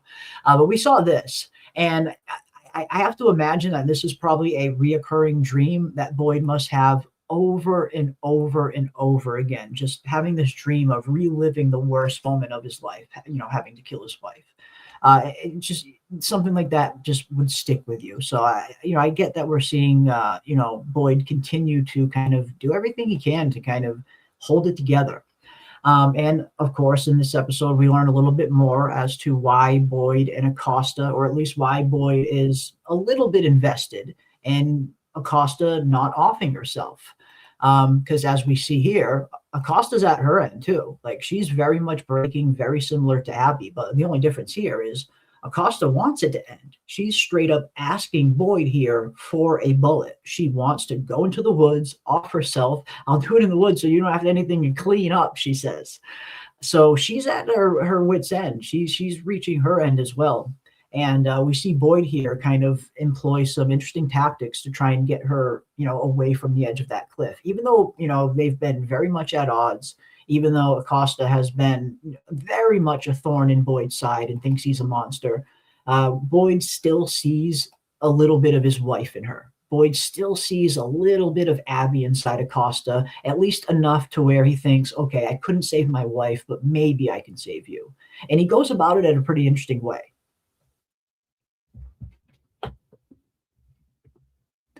I can't hear you. I think you're on mute. Sorry. Sorry. I think that it was just so sweet of Boyd, and it really shows his character, which is why I love him. He's Yeah. such a great dad figure. he knows and he channeled what is important to Acosta, which is what we were talking about in the pre-show. In the pre-show, we said the way to connect with her is to provide her with a level of authority, because she really does like the fact that in the real world she was a cop, and she feels that that's very important to her. And Boyd, seeing how she was about to give up completely, has provided her with busy work, but A job. also a level of authority. He said he even kneel to her, if Even props her very up. Yeah. subtly, You're very trained. subtly, by saying, you're trained in this, I'm Yeah. not, right? Yeah. So he even does that as a little gesture of, Yeah. you have some authority here, I just gave you some, I just acknowledge your training, I acknowledge your skills, I acknowledge that you're important, and maybe you can figure this out. He provided her with the most important thing in From, and that is hope. He Hope. gave her hope that if she goes through all this stuff, maybe she is the one, the intelligent one, that can figure out the clues and put them together. And I think that that was so sweet of Boyd. That was really, really sweet. And he recognizes that perhaps his wife was the same way, that she needed to feel like she was figuring things out without her having something to focus on. She did in her own way, if you think about it. Iron Abby did figure things out. She just was wrong. She thought the answer was to kill everybody. So, so he wanted to help her. Like, you need busy work. Yeah. You need to feel like you're doing something. Do this. Give her a And purpose. Yeah. yeah, and I just thought it was so sweet, the kneeling to her, like, oh, you're training this, I'm not. And I'm sure with Boyd's training, and Oh, yeah. I mean, he probably could do it too, but he was giving her, here's your authority, here's your power, I see you, and hope, most importantly. Yeah. Yeah. He's giving her, I mean, it is kind of almost like the very definition of busy work, isn't it? A bit. Yeah. He's giving her some busy work. But again, in giving her that, as PM said, he's also, not only giving her hope, but he's giving her a purpose. Now she has something to do. She has something to focus on. And she was able to kind of pull back from that edge. And yeah, that's what she needed. She needed hope. She needed a purpose. She needed something to do. She needed to feel like her time in here wasn't wasted, that she could actually be useful in here, because she feels like she's not useful. So yeah, again, busy work came, but it's also gave her hope. It gave her hope to keep going forward. But yeah, I guess it'll be interesting to see where she goes from here. Is this, again, like we talked about in the pregame show, is this going to be the turning point for Aosta? Is this the point where she finally kind of learns to adapt to this place and learns to bend so she doesn't break like Abby did? Again, Boyd offered her a very, very, sturdy olive branch here in this episode, giving her this chance and, like you said, giving her hope to live. So I guess it's going to be interesting to see what she does with that. What is Aosta going to do with the second chance that she's got now? That'll be fun. Yeah, I think Acosta strikes me as the type of character that Sarah is. They have one thing in common. They are not friends with anybody. They're not likable. Acosta's not likable because of the way she acts. Sarah, because, she unfortunately murdered a couple of people. But they have this in common, where once you show them some sympathy, some kindness, I think that Boyd has just earned her loyalty, because at her lowest, when she wanted to commit suicide, he stopped her from doing that. I think she's going to regain her hope. And I think that Boyd just earned another person's eternal silent loyalty. And she will, from now on, never forget that, hopefully. Yeah. Which brings us to our first poll of the night, which you just gave me the idea for. And I want to see what the chat thinks. Will Aosta become Boyd's deputy? Will she become a solid member of the town where Aosta becomes another deputy of Boyd's? Or will she squander the second chance that she's been given and continue to regress? What do you guys think in the chat? Let me pull up this poll and you guys can vote on it. We want to know what you think. Is Aosta going to take this opportunity? is she going to take this opportunity and thrive? Or is she unfortunately going to squander it? I guess is the question. All right, let's see. Let me get to this poll. All right. Not a bang. Boom. All right. Will Aosta become Boyd's deputy? Will Aosta become Boyd's deputy? I think she could. Again, I think this could be an interesting turning point for Aosta. I think she's had a very interesting road. This, if nothing else, this is the best chance she's ever going to get. So here we go. Is Aosta going to become a deputy? Is she going to become a deputy? Let us know, guys. Cast your votes. Refresh your chat. If you don't see the poll in your chat, just give it a refresh and you should see it. Let us know what you think. Will Aosta become one of Boyd's deputies? What do you think, PM? Do you think this is a turning point? Do you think she'll become like a deputy of Boyd's, or if not a deputy, a solid backup to Kenny? To I Boyd. mean, I don't see that happening because I feel like that's a long road for her. She has a Too lot of long. work to do. She has a lot of Okay. self-reflection to do. The most that I see is Acosta coming full circle, growing as a person. Once she's doing this Mhm. job day to day, she's gonna stop being suicidal.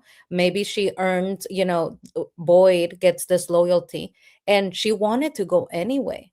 So maybe she sacrifices herself in time when something's about to happen and somebody needs to volunteer. Maybe she's like, hey, I'll go. And she sacrifices herself. I just don't see her surviving enough to become like Kenny and to be helpful like that. I see her Mhm. more of a side character where she's working on this, yes, but she's gonna die soon, because her I think story is coming full circle. Yeah, and she is a character that I definitely don't see making it to the end. I do definitely agree with you there. I do think she'll die at some point. But yeah, no, I think this will be interesting to see. I mean, there's no replacing Kenny. Let's get that straight. There's definitely no replacing Kenny. That is not possible. Kenny is the main deputy, and he always will be. This is just a chance to see, will Aosta become useful to Boyd? Could she become another deputy? But hell no, there's no replacing Kenny. She could never replace Kenny. Nobody can replace Kenny. Kenny is Kenny. But it seems like the chat has, we got a few votes for and a few votes against. Some people thinking that she will become a deputy. Thomas says, I hope not. So we got some yeses, we got some nos. Taking a look at the poll, the poll's close. We got 62% saying yes, she will become a deputy, with around now 60-40. 60% saying yes and 40% saying no. Okay, keep that poll going. Keep those votes coming in, guys. We will check it again in a little bit. But yeah, I think this is something that could go either way in terms of her becoming like a quote unquote deputy or becoming useful to Boyd. I think she could. I think this could potentially be the turning point where she starts to become useful. But like you said, she's got a little bit of a ways to go. She's got a little bit of a ways to go. She literally wanted to kill herself at the beginning of this episode. She's got a little bit of a ways to go. So you're right about that.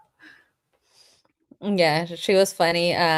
She's like, you won't have to clean it up. I'll go out there in the woods. I'll go in the woods. She's thinking about the clean. She's thinking about the town. Thinking about the town. I think that she just needs to be shown some compassion, even at her worst, which is what Boyd is doing, and she will return that to you, just like Sarah. And while we're talking about Sarah, my favorite, how cute was she? Oh my God. I just thought, I know that a lot of you do not like Sarah, but Sarah was so cute when she opened her door and she's like, yeah, I think that she believed they were going to kick her out of her house because they were saying, oh, yeah, she doesn't have anywhere to live. And she was like, yeah, like, I think they're gonna kick me Yeah. out of my house because that's I Okay. get treated like a goddamn dog, you know? I mean, that's a good I point. I get mean, treated like a Sarah, dog in here. she, So she I was mean, I thinking they're coming imagine to collect. they're coming to collect something. This is not good when government comes and knocks on your door. Yeah, I mean, you're kind of right. I imagine Sarah does probably live in that constant state of, okay, what's going to happen to me next? What's going to get taken from me next? My house has already been taken from me once. So yeah, no, I can see that. I can see that, and I do. I mean, I like Sarah. I'm Yeah. definitely team Sarah. I thought what Sarah did to Elgin at the end of season 3 was just badass, and it was necessary. But yeah, poor Sarah. You don't want to see her get her house taken from her. She was But so although cute now though. she's got like a literal freaking demon living with her in Sophia. So that's going to be very interesting. And again, what we were talking a little bit about this before the season started, and us and many of you in the chat were also saying the same thing, that when we thought about what is going to be the characters that's going to start to notice that Sophia's off, which character is going to notice something first, that Sophia is maybe not who she says she is. And a lot of us were thinking Sarah could be a good candidate for that Sarah is observant enough. She knows enough about this place, how people react to when they first arrive here, what they should be doing. Sarah is, I think, savvy enough to maybe suss out some weird red flags inside Sophia. And now that Sophia is literally living with her, she's going to have that much more time to do it. So I wouldn't be surprised if Sarah becomes maybe one of the first, or at least among the first, to become a little suspicious of her. I hope so. I really hope so. But what I was saying is that after she gets the sense, oh, they're not taking my house away, she gets so excited. Her little face lights up. Her little face lights up, and she's like, "Yeah, oh, she wants to live with you." And she's like, really, like she's so excited that somebody wants to be there. And like Sophia, I think that she's like, here's another girl, like I could be Here's a helpful, friend like I I'm can not make. gonna be alone, here's a friend I can make. She's got to be um careful, though. Got to be careful. but her little face just lit up. She's such an amazing actress because she said nothing, right? It was very minimum, yes. And all of her facial expressions were so on point. Her face literally lit up with the happiness that we've never seen in Sarah. We have never seen that happiness in that girl. What I do not like is that I believe that Sarah was going to have a little bit more control and she was going to ask for Sophia so that she could, keep an eye on her. Unfortunately, it was the other way around. And the reason why I think that the entity in yellow asked to be with Sarah is because the entity in yellow was the person that was manipulating her, that was writing on her arm. Maybe. You know how she was getting writing on the arm messages? I Yeah. think it was entity in yellow, and now she's pissed off and she's like, I'm gonna get you. I'm gonna live with you. I'm gonna make you like have those really bad headaches. No. She's, going to hurt her. She's gonna hurt my girl. Oh no, Girls. Sarah's a survivor. Sarah is a survivor. I think we've seen that she can survive, that kid. I'm hoping Sarah can triumph here, or at least be one of the first that notices something's a little off about Sophia. But again, the chat was a little bit split on it. We got a lot of people that are team Sarah, and then we got some people that are thinking that Sophia might actually kill Sarah. And again, it could go either way. It could very well go either way. But I'm rooting for Sarah in this predicament. I'm hoping that she's going to be the first or among the first that starts to notice something's a little off about Sophia now that they're living together. And of course, we got this scene here where the man in yellow takes a tooth from his victim, almost as a souvenir. And we were wondering way back in season 2 when we saw Smiley on the operating table, we saw in his hand when they were dissecting him, he had a human tooth in his hand. And we were all wondering, why exactly is Smiley walking around carrying a human tooth? And a lot of us were just wondering or assuming that maybe they just take trophies from their victims. And it looks like this episode kind of confirms that, if nothing else, or kind of comes close to confirming that, if nothing else. Maybe we'll find out some other reason as to why Sophia took the tooth. But it looks like, yeah, maybe she's just taking trophies from her victims, and maybe having something of that person gives her the ability to turn into that person. Because I thought the dialogue was very interesting. She said, "I need something to remember you by." That was very interesting dialogue from Sophia. I need to have something to remember you by. So maybe she needs something of a person's to be able to turn into them, maybe. I don't know. Or maybe it is just a souvenir. Definitely. I think it definitely could be that. Like, remember how you looked, and maybe that tooth has what she would need. When I saw that scene, it's so interesting that you thought about Smiley and remember that, because I didn't remember that at all. But I'll Mm, tell you what I did remember, which is why I think that Sophia was the person writing on Sarah's arm mhm. when she takes Toby's tongue. It's this mouth thing. The entity in yellow has this mouth thing. They like to take things from people's mouth. And it was like, cut out the tongue. For what reason, right? We have been trying to figure this out for a long time. Was it Yeah. so that he couldn't speak, so his ghost wouldn't say anything? But the ghost never showed up. So now I connected that to the tongue. And I thought, it's this entity in yellow. This entity in yellow likes to take things See? from people's mouths. So it took the tongue and it took the tooth. Yeah. See, and this is why these discussions are so great, because when we come together, like we do a much better job at solving this thing together than we do individually, I feel. And that's why I love these discussions when we're all just working together to try and solve this thing. Because yeah, we both see this scene and everybody else in the chat see the scene. It seems like a few of us see different things from it. And when we put these things together, it gives us that better picture as a whole, where, yeah, we get to see, okay, that's why Smiley was holding on to a tooth. Maybe they take these souvenirs type things. But, I love that. I love that how when you saw that, it made you think that. That's awesome. That is awesome. And again, that's what It's makes this mouth thing. fun. When we It's put those two the together, mouth. if we put them together, and this third, we have three instances where it Yeah. is souvenirs from the mouth. So that has to be Yeah. meaningful. Why the Jasmine biting mouth? off tongues, like, yeah. Why? Yeah. You Yeah, know, is so DNA let's keep our needed eye to out. recreate specific people? Again, maybe it's not just a souvenir thing, but like we were saying, maybe this is how the man in yellow turns into other forms, how he's able to turn into other identities. Maybe he needs something that physically belongs to that person or a part of that person, like a DNA copy, a replica that he can copy. Maybe that is it. It could be the case. But yeah, I thought that was an interesting scene, if nothing else. Seeing, and again, I thought the dialogue was super kind of the dialogue just stood out to me, I guess. Her saying, "I need something to remember you by," almost like I need something to remember how to turn into you, type thing. It's Yeah. just kind of how I saw it. But who knows? Again, could just be a souvenir, could be a little bit more than that. Yeah, I was Um, thinking maybe it was a mouth souvenir. It has this thing about people's mouths and it likes to take things from them. The reason why I don't believe that DNA is needed for his transformation is because we were privy to that information. We got to see how he transforms. He wasn't holding anything. He was naked. There was nothing on his hands. mhm. There was nothing that he was wearing. He first takes off all of his clothes, completely naked, transforms, The and dress. then goes to Sophia's dress and glasses and shoes and socks Mhm. when he's already transformed.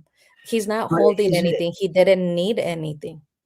Well, it might not be one of those things where he needs to like physically hold on to it. Like maybe once he's already touched it once, he's imprinted on it type thing. And that's how he can turn into one of those things. Maybe he's had Sophia's tooth at one point in the past. And that's how he can turn into this Sophia form. Maybe, But because like again, he leaves it somewhere. Like no, like he he only doesn't need needs. it anymore. He only needs it that once to be able to copy it, and then he remembers how to copy it whenever he wants to again. That's how he's able to copy forms, I guess, maybe. I just feel like it's at least a possibility, maybe, that it's not something that he has to actually like hold on to every time he turns, but maybe it's something that he has to hold on to the first time he turns into that person. And then he's able to kind of remember that. His body's able to like remember that form at that point. Yeah, I would like to add to your theory more evidence for that theory. We all know, I love true crime. Not so much You these do. days, but I And you're do. knowledgeable on it. And one of the things about true crime that people can identify you that is very, very specific, like a fingerprint, is your Good point. teeth. Your teeth. your teeth. They're identifying So markers. Yeah. when you're talking about they identify you and differentiate you from everybody else in the world. So when Yeah. you're talking about needing something to turn into them, to speak like them, look like them, copy Yeah. everything, teeth would be very important. Maybe. So maybe Maybe. that's why it's mouth things. Maybe. Could be. But again, you bring up a good point, though. I mean, teeth are very much widely known for being very strong identifying markers. Like they're your identity in a sense.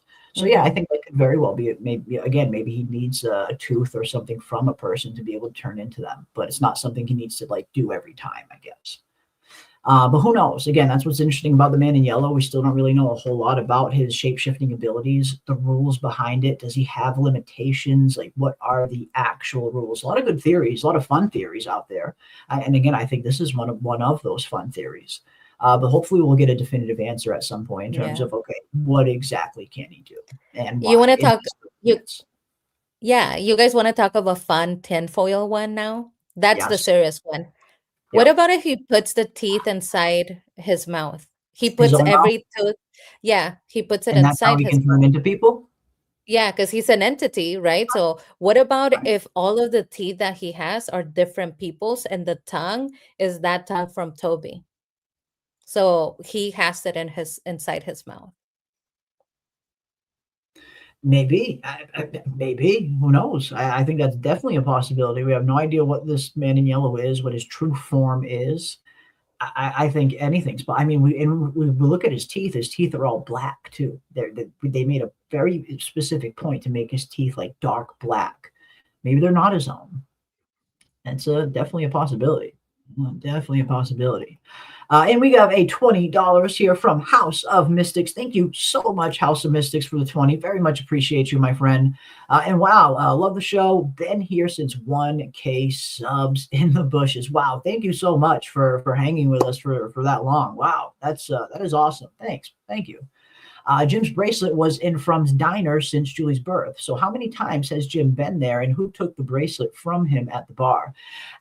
Again, the bracelet's another very interesting kind of topic, but I think now that we got that information at the end of season 3, that every Tabitha has been making these bracelets, like all of these reincarnations have all made these bracelets, and all of these reincarnated Tabithas have always ended up here in Fromville. So I think that could be a solid explanation as to why we're seeing multiple different bracelets all over the place, why there was one in the storage room before the Matthews family even arrived. Maybe that one belonged to Miranda or one of the previous Tabithas or that were there before them. Now that we know every single one of these Tabithas, every single one of these reincarnations made one of these bracelets, that could explain why we're seeing them pop up in Fromville before the Matthews family even arrived. Yes, I like that. I agree with that. I mean, we get this line. And thank you so much, House of Mystics. $20. That's so exciting. Awesome. It's 1K Do you want to do glitter? Wow. I know that's a loyal person. Okay, they have the loyalty of Sarah. That is awesome. That is awesome. But we have a line where Tabitha tells us, oh my God, right? She's like full of bracelets suddenly. She has the one in Henry's like little box. She finds that one in Henry's. And she's full. She's holding multiple. And she's like, oh my God, it has the same mistake. I kept making them. A part of me can remember I kept making them, right?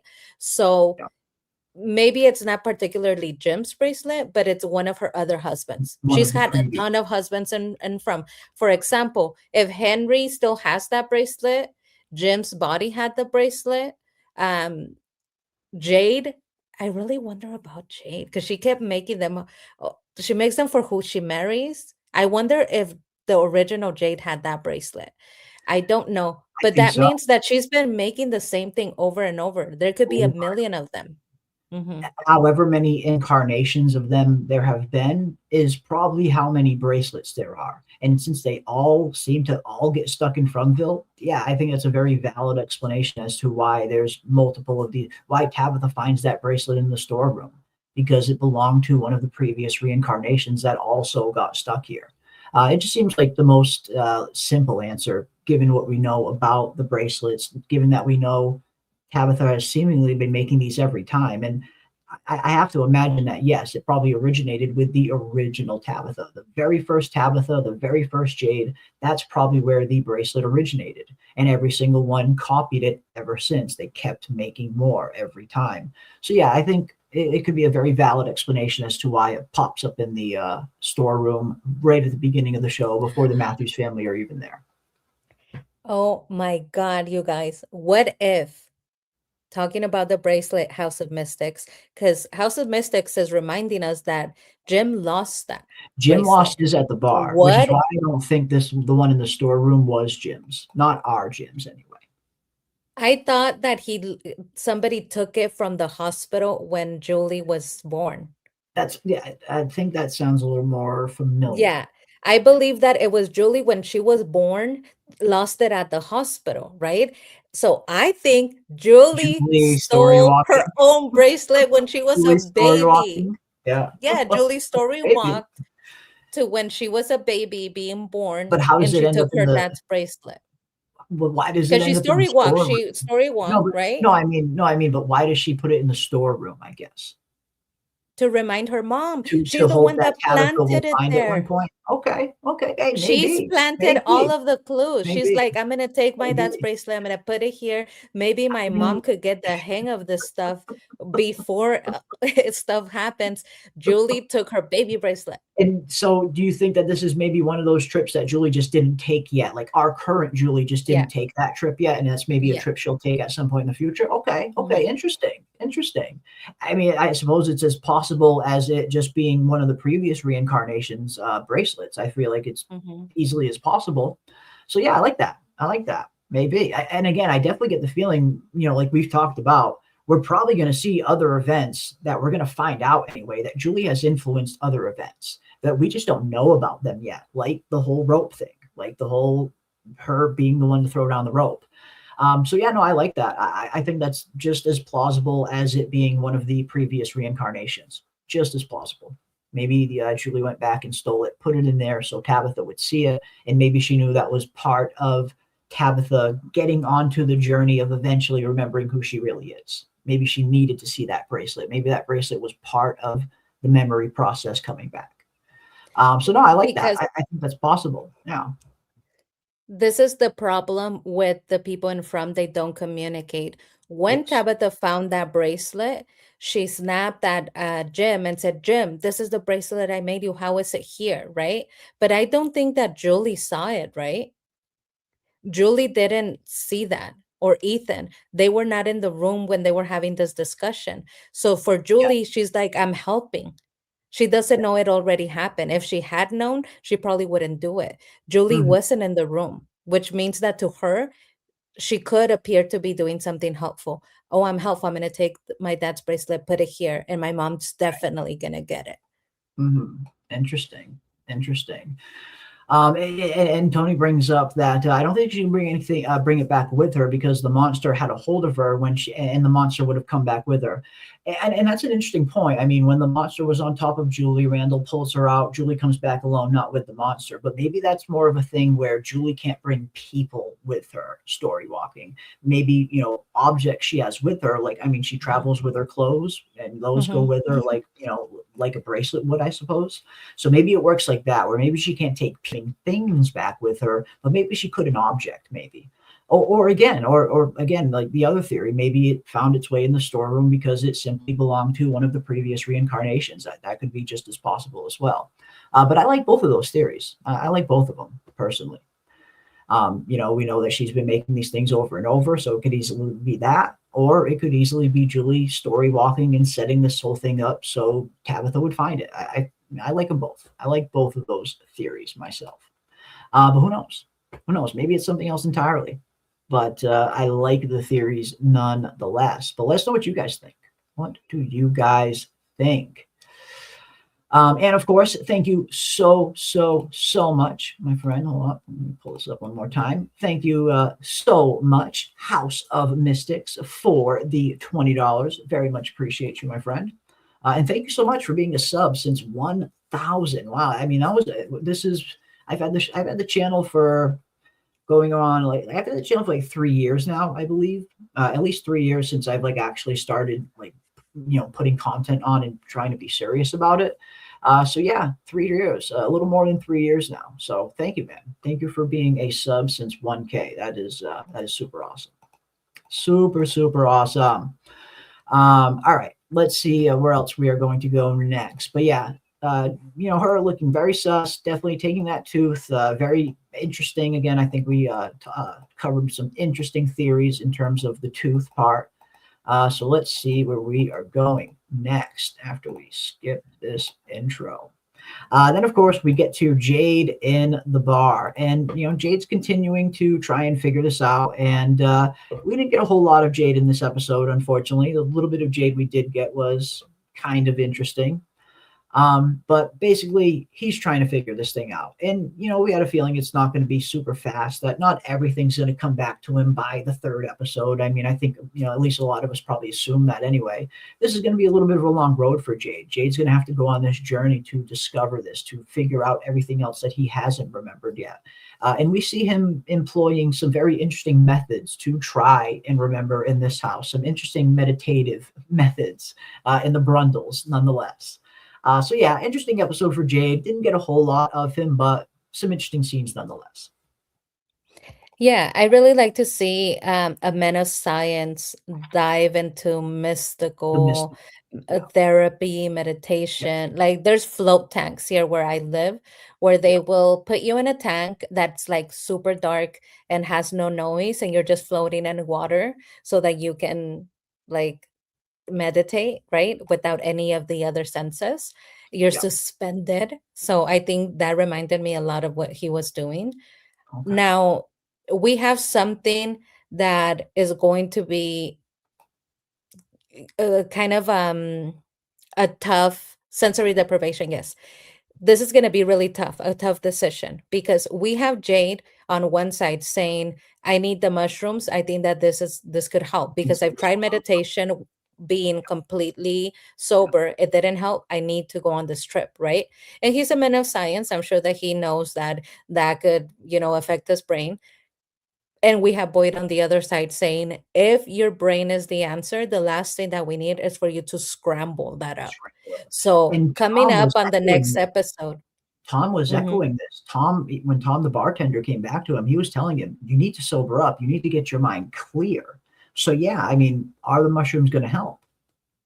Exactly. So coming up on this episode, I think that having two characters that make a lot of sense, because Jade does make sense, but Boyd also makes technical sense. We know that Christopher went crazy.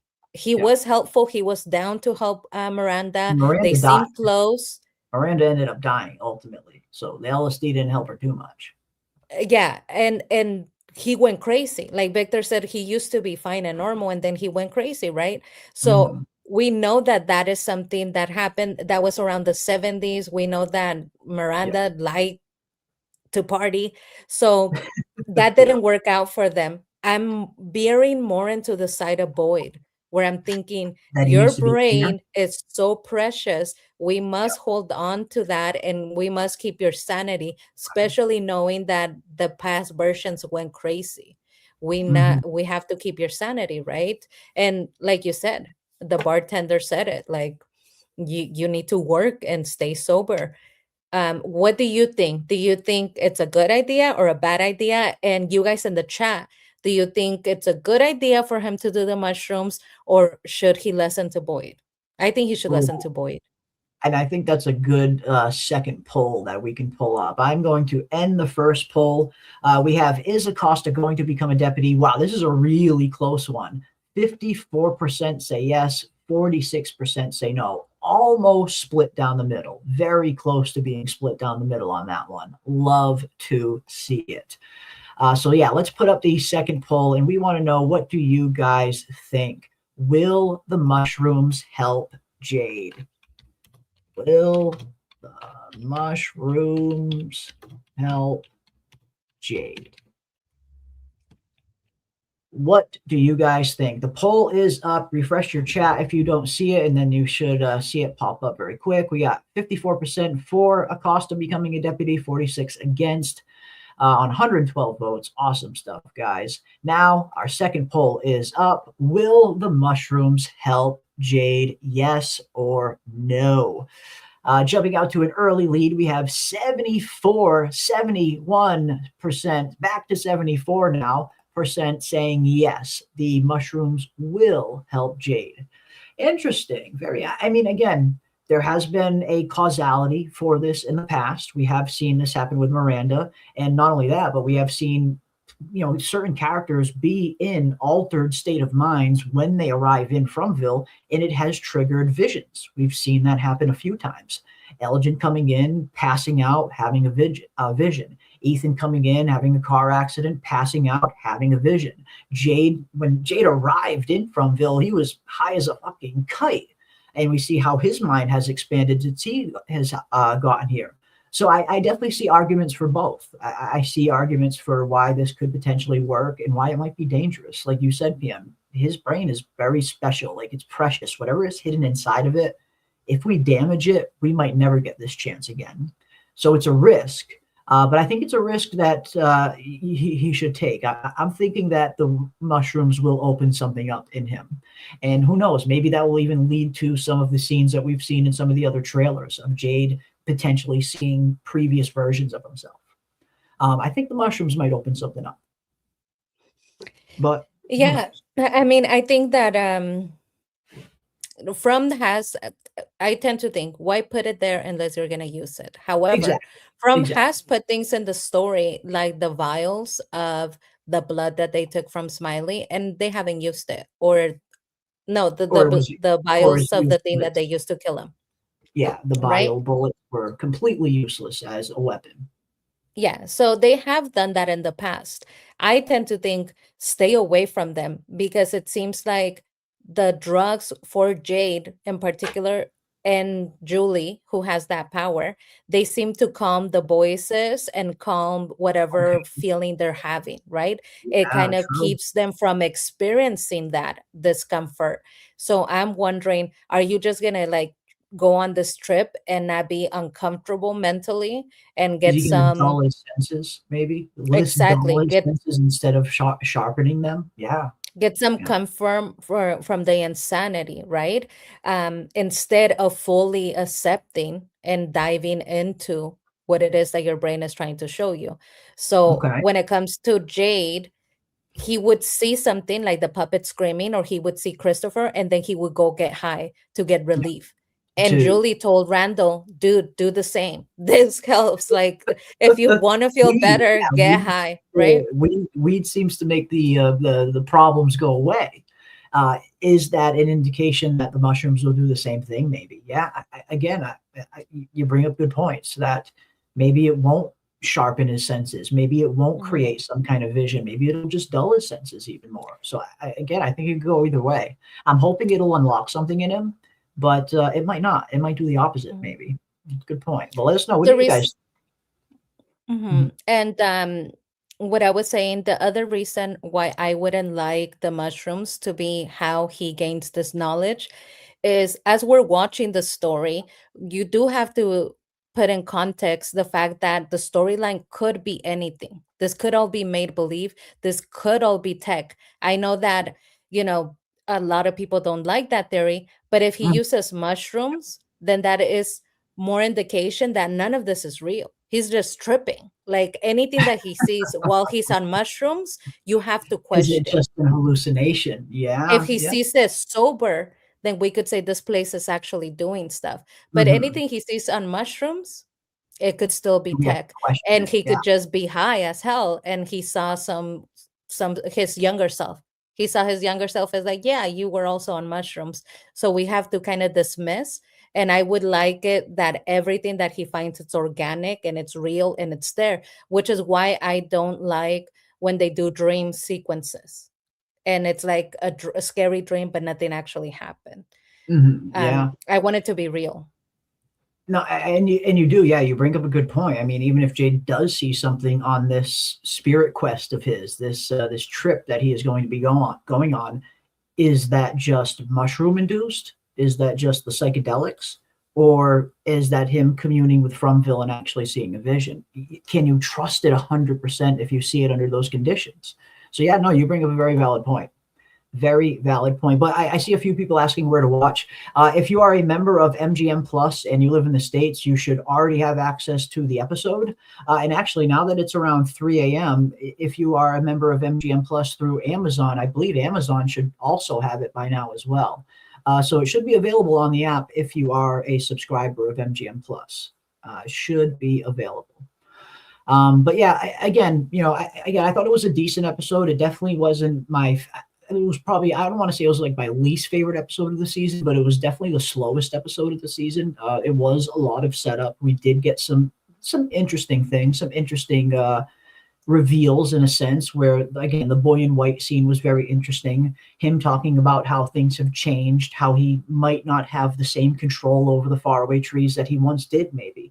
So we got some interesting nuggets of information in the episode, but overall tone and pacing wise, yeah, it was a little bit slower than episode 1 and 2. Definitely a little bit more of kind of setting some things up, building anticipation, building tension for certain things that are probably going to happen in episode 4 and 5 and 6 and beyond. So yeah, I think this was it was an interesting episode, but definitely had a lot of setup in it. And you need episodes like that every once in a while. Not every episode can be just, crazy balls to the wall. The first 2 episodes had a really good pace, but you always want to start your season off on a good pace like that so you can set the bar high and kind of hopefully continue that on. But every once in a while, you need episodes where the characters can kind of sit back, collect their breath, survey what they're going to do next, set up some interesting storylines going forward while giving us some interesting nuggets of information along the way. And that's pretty much what this episode was. But again, definitely learned some interesting things, but a lot of setup for episode 4 and 5. So yeah, I think 4 is going to be good. I think 4 and 5 are going to be good based off what we're seeing here. But yeah, I don't know. Jade, we'll see. I definitely think he's going to take them. I mean, after finding them, I find it very hard to believe that he won't take them. So he's gonna take those fucking mushrooms. And I guess we'll get our answer one way or another. Are they going to help him, or is this going to be a colossal mistake, disaster? He's just going to have a bad trip. Imagine having a bad trip in Fromville.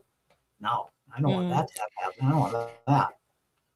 I mean, the reason why I question that is because when he came into town, he wasn't high. He was on something else. He was like all like, "Oh my God, you're so beautiful." He was like on hardcore sort of stuff, right? And he was having the best time of his life. Yeah. He wasn't seeing scary things. He wasn't seeing anything. When did he start seeing things? When he sobered up the next day. Yes. When everything, he fell asleep, right? They had to put him to sleep. It wore off. That's when he saw the person that was crushed by a rock. So he sees things when he's sober. He would have seen something when he was tripping and he came in, but he didn't. He was having a good time. He was just like enjoying life. It wasn't until he got sober that he started seeing things. But I like the episode. I think you're 100% right.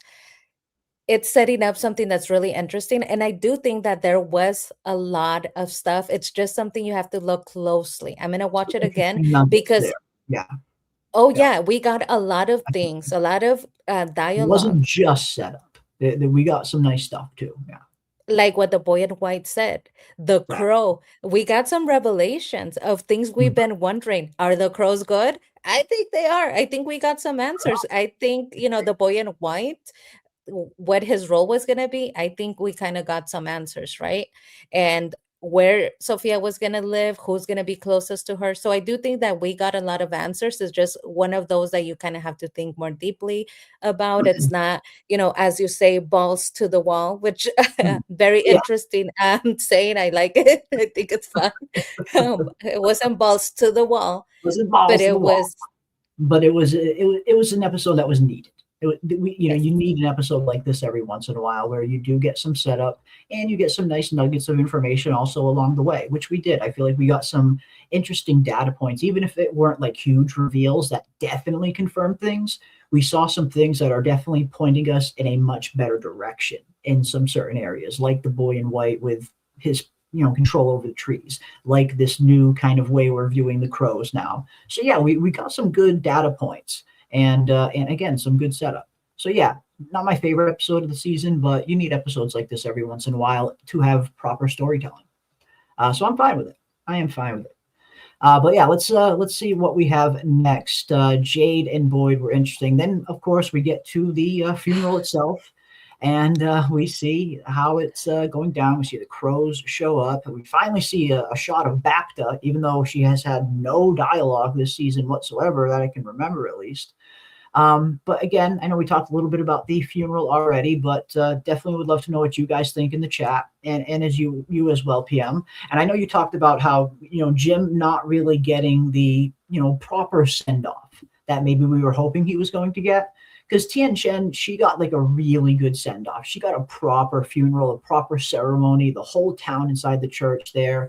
And here we see that is kind of disrupted by the crows. And then it just completely cuts to them all eating in the diner. So yeah, I understand what you mean in terms of maybe Jim not getting the same send off that Tian Chen got. I mean, listen, I understand that Jim was no Tian Chen. The community certainly didn't appreciate him or owe him as much gratitude as they did to Tian Chen. However, he does have a family. He has a daughter and a son and a wife, and I am all for stoic characters.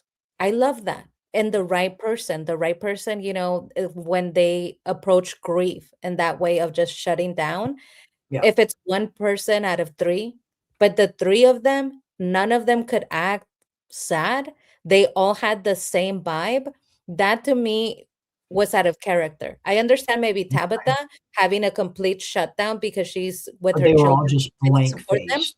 Yeah. But every single one of them. So you're telling me that even the youngest member of your family is not gonna cry? I didn't see much of tears. He's getting the same treatment as the priest. That's we don't know, a Randall.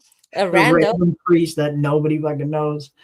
I mean, and I didn't like that. I didn't like that. You know what I would have liked to see? This is a missed opportunity for those beautiful emotional character moments. I would have liked to see the littlest one, the one that doesn't understand why these things have to happen, throw himself at the dirt. Like, no, Dad. Tabitha, I would have liked to see, Julie. Julie was so protective of her dad. She flipped out on Jade when he kept calling him teacup. So I would have liked to see Julie like pissed off or scream or fight with her mom. A little more emotion. It's all your fault, right? Okay. More emotion. Or Tabitha, you said that was your person, girl. If that is my person, I'm down there on my knees hugging the dirt because I'm like, no, Jim. That's what I would have done. I would have started ripping at the dirt, going, no, Jim. Like, I feel like I cry more for Jim than his wife, child, and his son did. And I don't like that because I understand that he was not a beloved character to everybody. However, to those three people, come on, he was a good dad. He wasn't perfect, but he was a nice, good dad. Yeah. Everyone was pretty calm. I mean, the mood was somber, of course, but yeah, everybody was pretty calm. You didn't see a whole lot of emotion on the Matthews family. I mean, could that be because they've already kind of gotten a little bit of their emotion out beforehand? We saw Ethan flipping out in the house, like when he first learns about his dad. Did he maybe already get it out of his system? I don't know. But then I agree with you. I mean, it would have been at least nice to see a little bit more emotion, because that is one thing that the show has been very good at times in the past. Yes, the mystery is good. We all want answers to the mystery, of course. But sometimes when this show is at its best is when it just has those really good character-driven human moments. And those are always rooted in good emotional scenes. So yeah, maybe this could have been an opportunity to have one of those scenes. But then again, to have those scenes work really well, you need really good acting. And it's not like, there's bad actors on the show, but there are some actors that are a little bit stronger than others. And just for me personally, like Tabitha, I don't think she's the strongest actress on the show, myself personally. Someone like Victor and someone like Carol Paranu and Boyd, like they're able to pull off those like really deep emotional scenes, but not every actor can really pull that off convincingly. So maybe that played into it. It's harder for younger actors, like like an Ethan or a Julie, younger actors that haven't had like a ton of experience yet. Sometimes it's harder for them to really pull off convincing emotional scenes. But I get what you mean. I would have liked to at least see them attempt a little bit more of a human moment here, like a last goodbye to Jim, some kind of one-line dialogue that's like really touching. We could have seen that would have added to the scene. Listen, I'm a writer. I can write it either way. I can write it with them saying an emotional goodbye now, throwing themselves, this is my love of my life.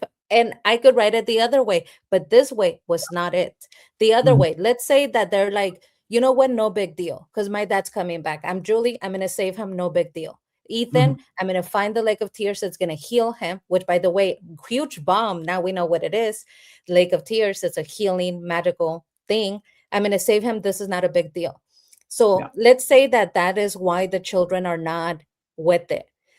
This is when you get one of those beautiful moments where you're having a funeral and there's that person that says, they're not dead. They're not gone. No, they're not gone. Like Imagine Ethan. Or Julie or Ethan. Or Ethan. When Tabitha's saying, okay, we have to go pay respects to your father's funeral, and them saying like, no, they're not dead. They're not dead. Why are we burying them? They're not dead. They're going to come back. And that would have been really emotional, seeing this little child standing in front of the grave saying, he's not dead. I'm going to bring him back. I'm going to bring him back. Instead of just accepting like he is dead, and having no emotion. Because I think when you genuinely believe, no, they're not dead, you cannot accept to bury them and go through the whole process, because to you, it's like, this isn't real. I'm not even going to go through with that. I don't want to accept this. So it would have been a beautiful moment for one of them to start screaming. Imagine them screaming, they're not dead. They're coming back. And everybody just crying like, oh my God, this is so hard to watch. Okay. Interesting. Yeah. Again, I understand, the want for a little bit more emotion in that scene in some way, shape, or form. Yeah. And I think this is even an interesting one as well. Ethan having like a line saying, I'll find the answers for you, Dad. I definitely get it. I definitely understand why maybe some people might have wanted a little bit more emotion there. Because again, has been really good at these really just good human character driven moments. They've been really good at that in the past. But again, I think a lot of that depends on, not just the writing, but the acting of the scene and who's acting out the scene. It's not easy to pull off those really good emotional scenes and make it look believable. It's not easy. But yeah, interesting funeral. Again, the crow shows up. We see that very weird look on Sophia's face. I know we already dove into that, so we will continue. I know we talked a little bit about this little interaction between Sophia and Julie, and how it ended up going. We also see Victor and Ethan here in the beginning of them kind of teaming up. And a lot of us, I guess, or at least I myself, was wondering coming into this episode, how far are Victor and Ethan going to get in terms of this whole, man in yellow road that they're going to seem to be going on? Clearly they're going to see the suit in the woods, which they did. But I was really hoping that they were going to find the drawing in this episode too. I thought we were going to see that in this episode. I thought maybe we'll see Victor find the suit or stumble on the suit, and that will lead them to the drawing, which it probably will. But I thought they were going to find the drawing in this episode. Maybe that'll be next week. I don't know. But we're seeing the start of the quest that Ethan and Victor are going to be going on, looking for answers. But not only looking for answers, it seems like Ethan is also bringing Victor in on his quest to find the Lake of Tears. And if we remember, Ethan did originally think that he saw a drawing of the Lake of Tears when he was seemingly having a vision of Victor's room. So I think there's a reason these two characters are being brought together. I think there's a reason Ethan and Victor need to team up. I feel like only these two characters together can find the Lake of Tears if it's real. And it was very interesting that we finally got the answer. What is the Lake of Tears? When we hear the Lake of Tears, it usually sounds like something negative. It makes me think historically of the Trail of Tears. I mean, tears are not the most positive thing. However, in this story, we definitely find out from Ethan, this is a magical good place that can heal people, It can bring them people back. like, well, So literally, this is like the best place ever that you could ever find. And he said, I thought I made it up, but no, it's real, right? Yeah. He's So tapping into then, unfortunately, we have to listen more to Ethan. Because if he's telling We've us, said hey, that. this thing that I made up is actually real, Mhm. yeah, we kind of have to listen more to him. And if we're listening to him about this, what is it? River of Tears, Lake of Tears, Yeah. then we have to assume that perhaps what he told Julie, you can't change anything, might be right. If Maybe. Ethan is the Maybe. voice of reason, this might be all for nothing. And that is also a possibility. I mean, that has been a very interesting debate up until this point in terms of, can Julie really change anything or not? And Julie throwing the rope, was that her changing something, or was that what she was always, what she always did? The bootstrap paradox, basically. So yeah, I guess you can kind of see where this could potentially go with Ethan. And again, they've been hinting from the very beginning that Ethan's dialogue is important. What Ethan is saying does matter. And we hear him lay it out right from the very beginning of the season, how the very beginning of the whole series, rather, how this is a quest. This is all a quest. We've all been brought here for a specific purpose. We all have a role to play. And the closer we get to the end, the scarier it gets. He's been slowly laying out the blueprint for the story from the very beginning. So yeah, it's always a good idea to pay attention to Ethan, to what he's saying, and to hopefully try to interpret what he's saying in a correct manner, which is where the challenge comes in, because sometimes it's hard to interpret some of the things he says, because he's talking about the Lake of Tears and secret fairies bringing Norman to the Lake of Tears to heal him, to bring him back to life. So yeah, we're getting some more information. It looks like this Lake of Tears might actually be a real place inside Fromville.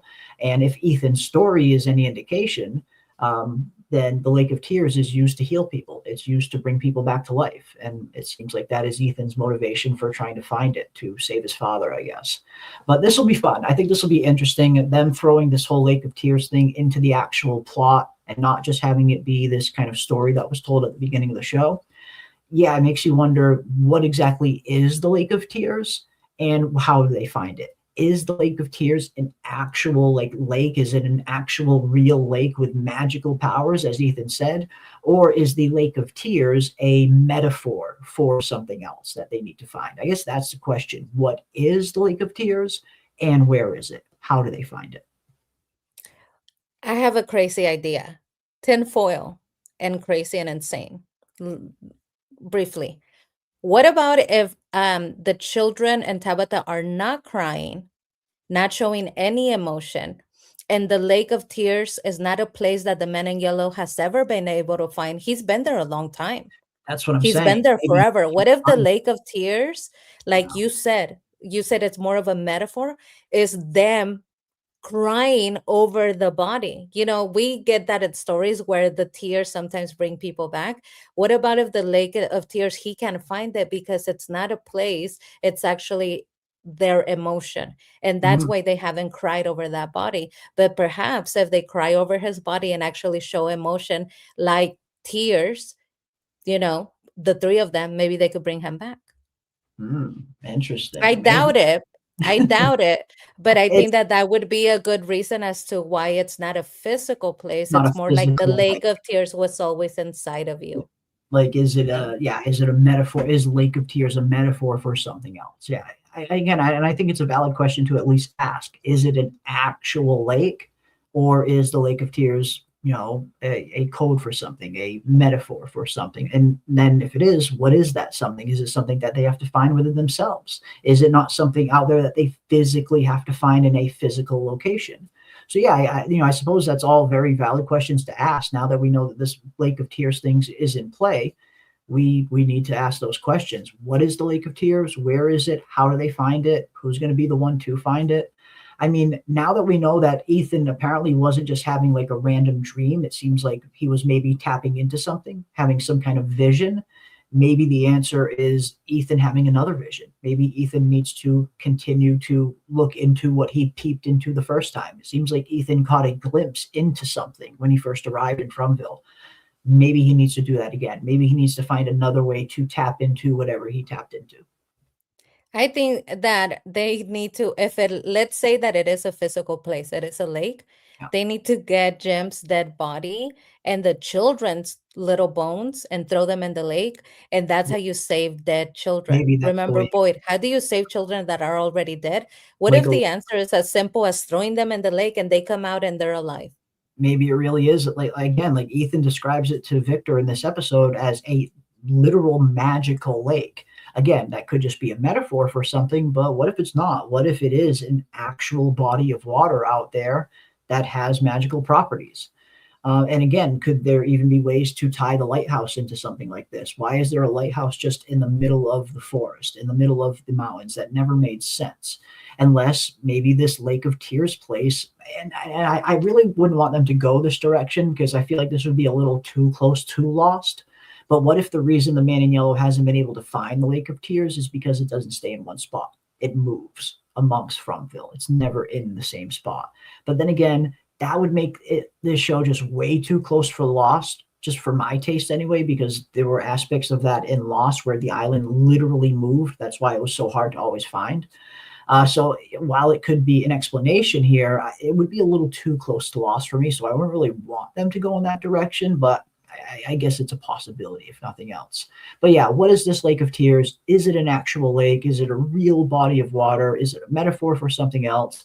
And if it is a real lake, how do they find it? And will it work like Ethan said? Will it actually bring people back to life, like this magical healing property lake? I don't know. Yeah, or is this more metaphorical? The children. Yeah. I mean, if you have to save them, wouldn't you think, okay, let me collect the bones of the children and throw them in there? And then there you go. I saved you. Let me get out, because I do feel the children are holding them there. But I have a question to ask you.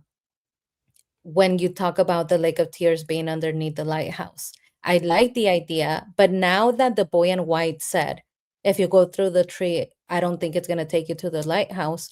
In the past, he literally gave them the answer. He said, go to the lighthouse and save the children. So he told them how, but he said, that's not going to work anymore. So then what is the answer? Is the answer still go to the lighthouse and save the children, but you can't use the tree anymore? So what do you walk around and find it another way? Like Boyd and Sarah almost did? So you think the lighthouse is still the answer, or is it different? I don't know. That's the thing. I mean, like someone was saying in the chat, I feel like, I feel like we're not done with the lighthouse. I feel like we can't be completely done with the lighthouse. There's still so much about it we don't know. Why it's in the middle of nowhere, why there's no body of water around it. Is it some way connected to the Lake of Tears, if the Lake of Tears is an actual lake? So there is definitely a lot of questions around the lighthouse, but as Makita here says, there's got to be some reason. Like there has to be a specific, definitive reason for this lighthouse, a service, a purpose that it's serving. So I do hope we get a little bit more of a deeper answer, a more definitive answer as to what's going on with the lighthouse, why it's here, why it's in the middle of nowhere, and is it potentially connected to the Lake of Tears and thus the children? I have an idea, Jeremy. So do you remember that when she went to the lighthouse, she saw Jim hanging, and that ended up actually happening? Foreshadowing. Exactly. What else did she see? She saw Ethan's toys there. Ethan's right? toys, And so maybe is it that this time she wants to save her children, but she takes them with her, and they move into the lighthouse. They can't quite figure it out, but they stay there until they figure it out. And that's why Ethan has toys in there. Yeah, because they're like momentarily occupying the space of the lighthouse so that they could go on the search for this lake. And now it's like, the toys are there, which means at some point Ethan is there. Maybe. Maybe. I mean, we did see some of what looked to be Ethan's toys on the, she was straight up picking up, Ethan, what are your toys doing on the stairs? Like she even called them Ethan's toys. So was that also a foreshadowing for, Ethan being at the lighthouse at some point? It definitely could be. Yeah, because the other one came true. So We this saw the other other one come stuff true. has to Yeah. come true. Yeah, we saw the other one come true in a very heinous manner. So yeah, I think that's very possible. Very, And I'm very with you guys in the chat. And Jeremy, tell me if you agree. I totally agree with you guys in the chat. The boy in white did not talk in riddles before. I mean, he was a normal kid and he would talk to them, even if it was just telepathically to Sarah, go into the tree, you'll be safe. Yeah. He was talking in full sentences. He was not doing this troll under the bridge shtick that he had this episode. All of the sudden, he's not talking freely. All of the He's sudden, more it's cryptic. riddles. He's even more cryptic now. Yeah. At least It's like you like, said. dude, you used to talk normal. And part of me almost feels like they went in a totally different direction for like the tone and just overall character of the boy in white from season 2 on. Because when we look at season 1 of the boy in white, he actually acts like a boy. Like we see him smiling, waving to Victor, trying to call him over like this. When Ethan first sees the boy in white, he's smiling, waving, saying hi to him and all this. Like the boy in white was actually acting like a boy in season 1. But from season 2 on, it's almost like they maybe switched up the character a little bit and made his tone a little more serious, because he hasn't been like that ever since. And maybe that is just a part of him changing. Maybe that was always the plan, that the boy in white was going to change. But it just seemed like there was a bit of a drastic kind of change in the boy in white's tone and demeanor from season 1 to season 2 and beyond. They almost started writing him much more serious, more stoic, not as playful. I just do not like the character that we get to know and suddenly can't do certain things. It's like, dude, we've been hanging out with you. You've been very helpful. You have literally talked sentences and sentences to Victor. Remember when he said, hey, there's going to be a massacre. You need to go downstairs. You need to wait for Tabitha. Tabitha's going to fall into the case and then you need to like help her get out. So he organized little things like that where he was keeping people safe. And he was very talkative. And all of a sudden you're just, that is not the right question. Like almost ask me the right question, then I'll answer. Ask me the right question. Yeah. Why are you changing up your ways? You can't do that to us because that wasn't you. I don't like it. I don't like it. It's like, dude, talk a sentence. We've been waiting to see you for a long time. Give us a sentence. You used to talk. Give us How come you're something. not talking anymore? Give us something already. Come on. Give us something a little more concrete.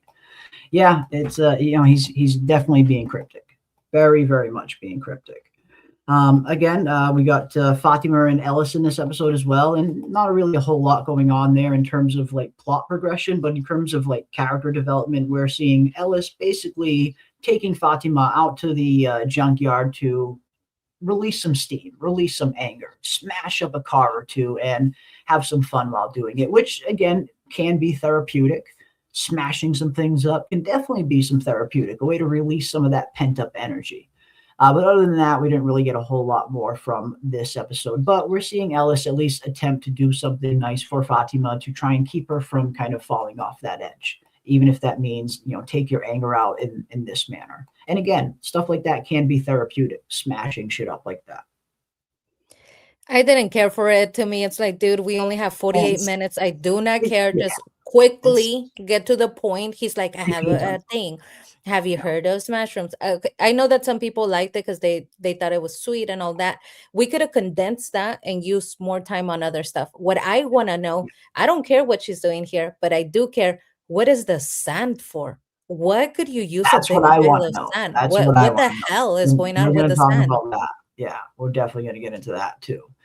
Because we see another little glimpse of that in one of the trailers later on, where at some point, and I think I saw Nick saying it in the chat earlier, that she adds water to it at some point. Because remember in the trailer, we see her like, it almost looks like she's messing with mud. A lot of people thought that she was sculpting something, and maybe she is. So that's going to be interesting to see. Like, I'm with you, PM. I mean, I feel like this whole story arc of Ellis and Fatima in this episode could have been condensed down to 2 minutes of screen time, 3 at max, instead of whatever they used. They could have condensed it down a lot more and then focused a little bit more on that reveal towards the end. But yeah, that'll be interesting to see what's going on there. What are Fatima and Elgin doing? What are they planning? What are they building? What are they making? Right. I don't know. Should be fun. Do you have any ideas of what it could be? So I didn't know this clay thing of her playing with clay. Do you have any ideas? People in the chat, what could you do with clay? Could she be making a tulpa where she like makes this clay statue and then does something with it, brings it to life or something, and then they have to burn it, and that's the thing that's burning? I don't know. Maybe. Who knows? Who fucking knows what's possible at this point? I mean, Elgin's got a lot of dirt. We know that. It's a lot of dirt. And from apparently Fatima says it's a good start, but it's not enough. We need more. So yeah, again, there's really not a whole lot to go on. There's not a whole lot of indication in terms of what they're doing here. But yeah, I don't know. I don't really have a good theory on what they're doing here yet. But I mean, building a tulpa is certainly interesting. I mean, we've seen crazier things here in Fromville, that's for sure. Dude, maybe Yeah, she builds a tulpa and it comes to life, and then they have to burn it, and that's why they're burning that big thing that looks like a body. yeah. The It's thing that the makes it's the tulpa. maybe. And the thing that makes it interesting, as Cody points out, which is very, the thing that made it interesting for me anyway, is that she's being very secretive about it. Like she's doing this low key. Like we see her, the way she enters the room and the way she knocks, she's like, Elgin, it's me. It does look like she's being very secretive about what she's doing. So that makes it even more kind of suspicious. Like, what the fuck's going on here? What are you two? What are you two cooking up? What are you two cooking up? What are they cooking up? So yeah, it's a little sus. It's a little interesting. It's definitely a lot more interesting than just seeing her smash things up. But yeah, I don't know. I mean, I have no idea what they could be building here. No It has idea. to be dangerous, Cody. It has to be dangerous, If she's Jeremy. hiding it, right? Because if she's not even telling her man, and you know that she's so close to him, to Ellis, if it was a healthy behavior, she would tell Ellis. What have we seen that she doesn't tell him? When she's doing unhealthy behaviors, she doesn't tell him. So this must be a dangerous thing that she's about to attempt, because he doesn't even know. Clay baby. She wants her baby back. Yeah. I don't know. Yeah. Again, but again, with her being secretive about it, or seemingly looking like she's trying to be secretive about it, at least. Yeah. I don't know. It might not be anything good. Might not be anything good, but hopefully we'll find out a little bit more. Hopefully we'll find out a little bit more. Fatima turning into a monster, maybe, I don't know. And again, Fatima, it seems like when she tapped into whatever she tapped into at the end of season 3 and learned about the monsters, learned that they were human at one point, learned that they sacrificed their children to something horrible for immortality. But it seemed like at the beginning of season 4, like a lot of us had predicted, that there's still more that she doesn't know, that there's still something that Fatima hasn't quite remembered. And that seems to be who or what offered this deal to the parents in the first place. A lot of people are assuming that it's probably going to be the man in yellow, that the man in yellow was the one who offered this deal. But again, with Fatima not being able to kind of see who it is, I could totally see like some crazy reveal coming around the corner where maybe it wasn't the man in yellow that offered up this deal. Maybe it was something else, like the boy in white or the children or something crazy. But it seems like whatever's going on with Fatima, there is more there that she hasn't remembered. There is stuff that she still needs to unlock. But now that we see her doing this, do you think there's a possibility that maybe she remembered something that we as the audience just don't know about, but she's already remembered, and that's why she's building whatever she's building? Could she have remembered something that just we haven't been revealed to, that hasn't been revealed to us as the audience yet, maybe? I think so. I think that it's something dangerous that she's about to try. And I also would like to tell you, I was looking up because I'm like, if it's clay, is she doing some sort of witchcraft? And I would like to read to you just very briefly. Clay is a powerful medium in both magical crafting and traditional witchcraft. Oof. So you can create clay puppets or figurines, sympathetic magic, which is you literally make something that represents a person. And whatever you do to that object, so that's why she said, we need something big. Maybe she's making Smiley. So whatever you do, like pricking it with pins or do anything, it will affect the subject. Witch bottles. Witch bottles used for protection Okay. can contain clay along with other materials. Maybe she's going to put a ton of clay in bottles and hang them all around. So it looks like traditionally it is that building of a So you item, think a she might have totem. remembered something that she's just not. Could she that be we just haven't building seen yet? somebody to talk to them? Maybe. Who knows? I mean, I like the idea of her maybe kind of coming into some knowledge that she hasn't told anybody about yet, that even we as the audience don't know about yet. I like that idea. And, with the research that you just did, yeah, could she have remembered something that is going to be dangerous maybe? Like, is she up to no good here, or is she up to something that's at least going to be risky? I mean, yeah, I like it. Who knows?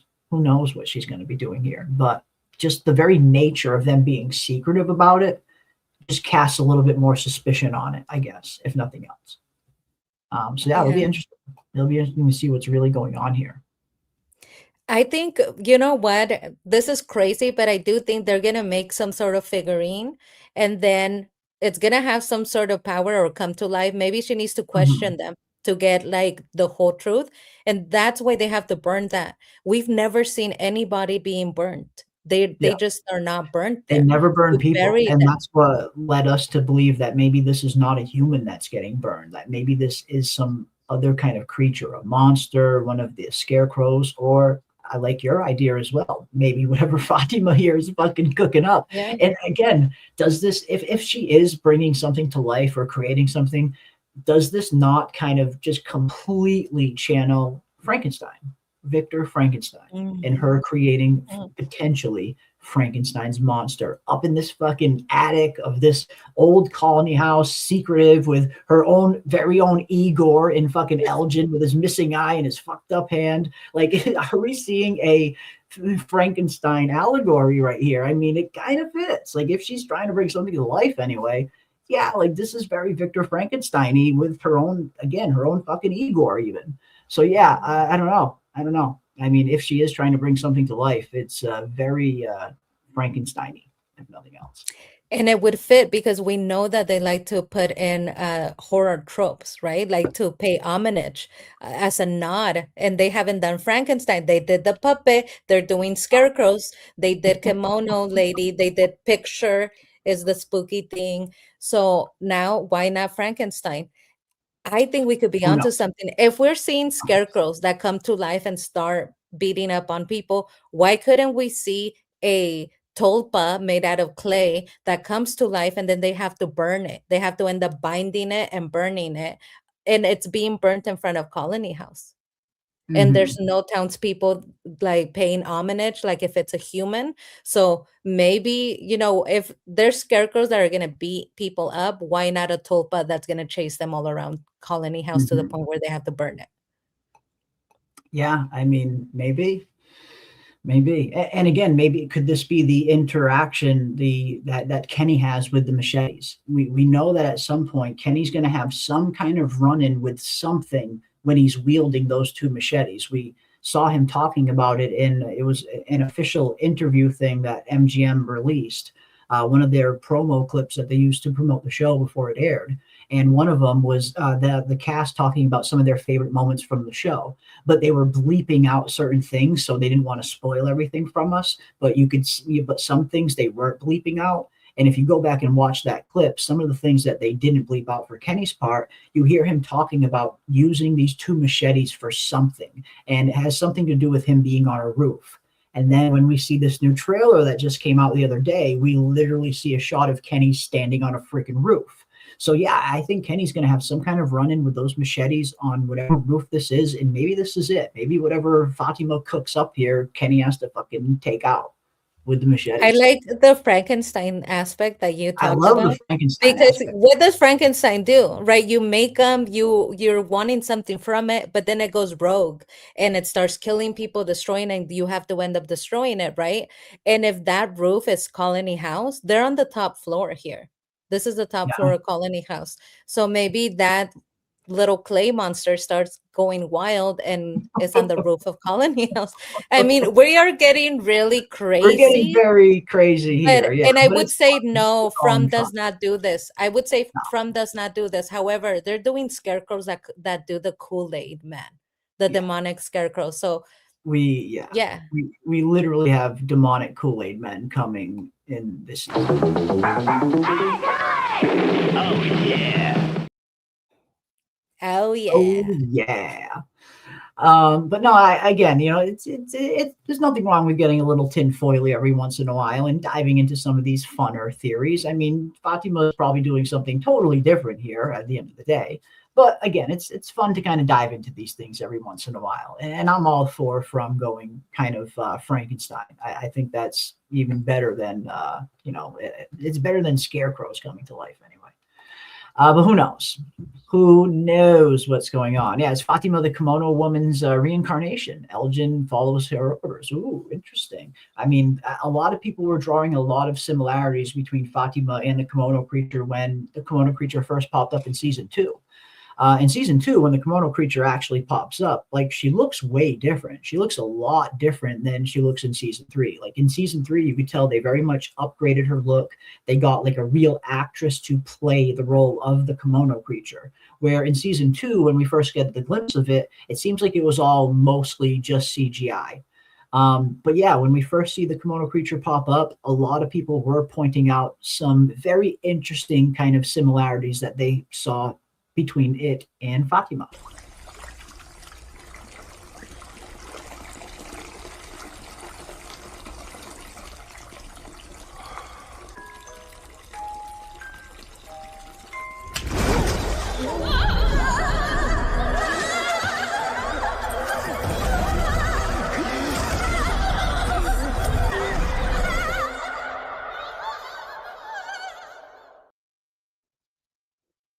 I still don't like that. Like, Yeah, the creepy went. It just reminds me of like a banshee wail. But yeah, again, I don't know. I mean, I suppose it's at least a question to ask. Could Fatima be a reincarnation of whoever that kimono creature was? Who knows at this point? And again, I think that's another thing that the show probably will hopefully at some point dive into. Are there even other reincarnations? Like, is it only Jade and Tabitha that get reincarnated and brought back? Or are some of these other characters that are here in Fromville, are they also reincarnations of previous Fromville residents? That's something that they haven't really been definitive about, something we don't really know. We know Jade and Tabitha get reincarnated, but we don't really know about any of these other people, if they're also reincarnations or if they're just unlucky people that happen to get pulled in here for a cycle to have the right amount of people in there that it needs, or the right people that it needs. But I don't know. I'll tell you what I don't like about Elgin. What I definitely do not like about Elgin. He's not showing that I feel sorry about this. He's not really showing that, okay? He's not really showing, I feel sorry about what I've done. I'm going to change my ways. He's like, okay, I owe you something. I'm going to help you. I'm going to do this thing, right? And if it's bad and dangerous, hell yes, I'm going to do this. He's still on that level. I don't like that Elgin was like, is there a body of water? It's not the Brundles, a bigger body of water. So he was also looking for that river of tears or lake of tears. Yeah. And he's no good. This guy is no good, okay? He's still halfway in between, like, being good and being bad. So if he finds the lake of tears, the entities, the bad entities, the monsters, the men in yellow is going to know where the lake of tears is. He's also looking for that body of water. Now, I have a question for you. Am I remembering incorrectly, or was there water where Jim found the cabbages? Yes, there was water. Yeah, there's a body of water where, and it was big. It was a lot. It looked to be a lot bigger than the Brundles. Yeah. And remember when they said, "Is there more water?" And she said, "No, there's no more water. Like, this is the lake, right?" Fatima shows him the lake. That one is way bigger. So what about if maybe that's the lake of tears? Maybe, or if not, does it potentially lead to the lake of tears if they follow it? Again, we didn't really get to see that full body of water if it leads somewhere else, or if it's just like a really big pond or really big lake where we can actually see the enclosure. We didn't really get a good glimpse at it because I remember going back and looking at every angle of that lake that we could possibly find to see if it potentially leads to a bigger body of water somewhere. But we don't really get a good enough angle, at least not a 360-degree angle of it to really see. But yeah, the angle we do get of it, it looks like it's a pretty big body of water. Huge. I remember making a comment as to like, whoa, we've never seen that much water. And from so they had food and water if it's drinkable water. But Could there be yes, fish in there that they we could fish? Could that lake become a resource to them? yeah. And Ito Wiltube, thank you. We did not hear an apology. I kept an ear out. I was hoping that he would say, I'm so sorry, you know, I'll We do didn't. whatever to make it out. Not an We apology. didn't. So if Elgin finds the water first, if he finds the water first before Victor and Ethan, it's not going to be good for us. And I It might think not be. It I might not think be. it would make perfect sense that over there by the village, they have the good things. They have the village, the totems, the food, and the water. So maybe Mhm. that's the water that they're looking for. Maybe. Who knows? It could be. It very well could be. Again, it's going to be interesting to see what's going on with this whole Lake of Tears things. Again, is it going to be a lake, an actual lake that they need to find like that one, or is it a metaphor for something? Again, I'm looking forward to finding out what it's going to really be. What is this Lake of Tears really? But yeah, if nothing else, if I was Ethan and Victor, they went and checked out the Brundles. That seemed to be a bust.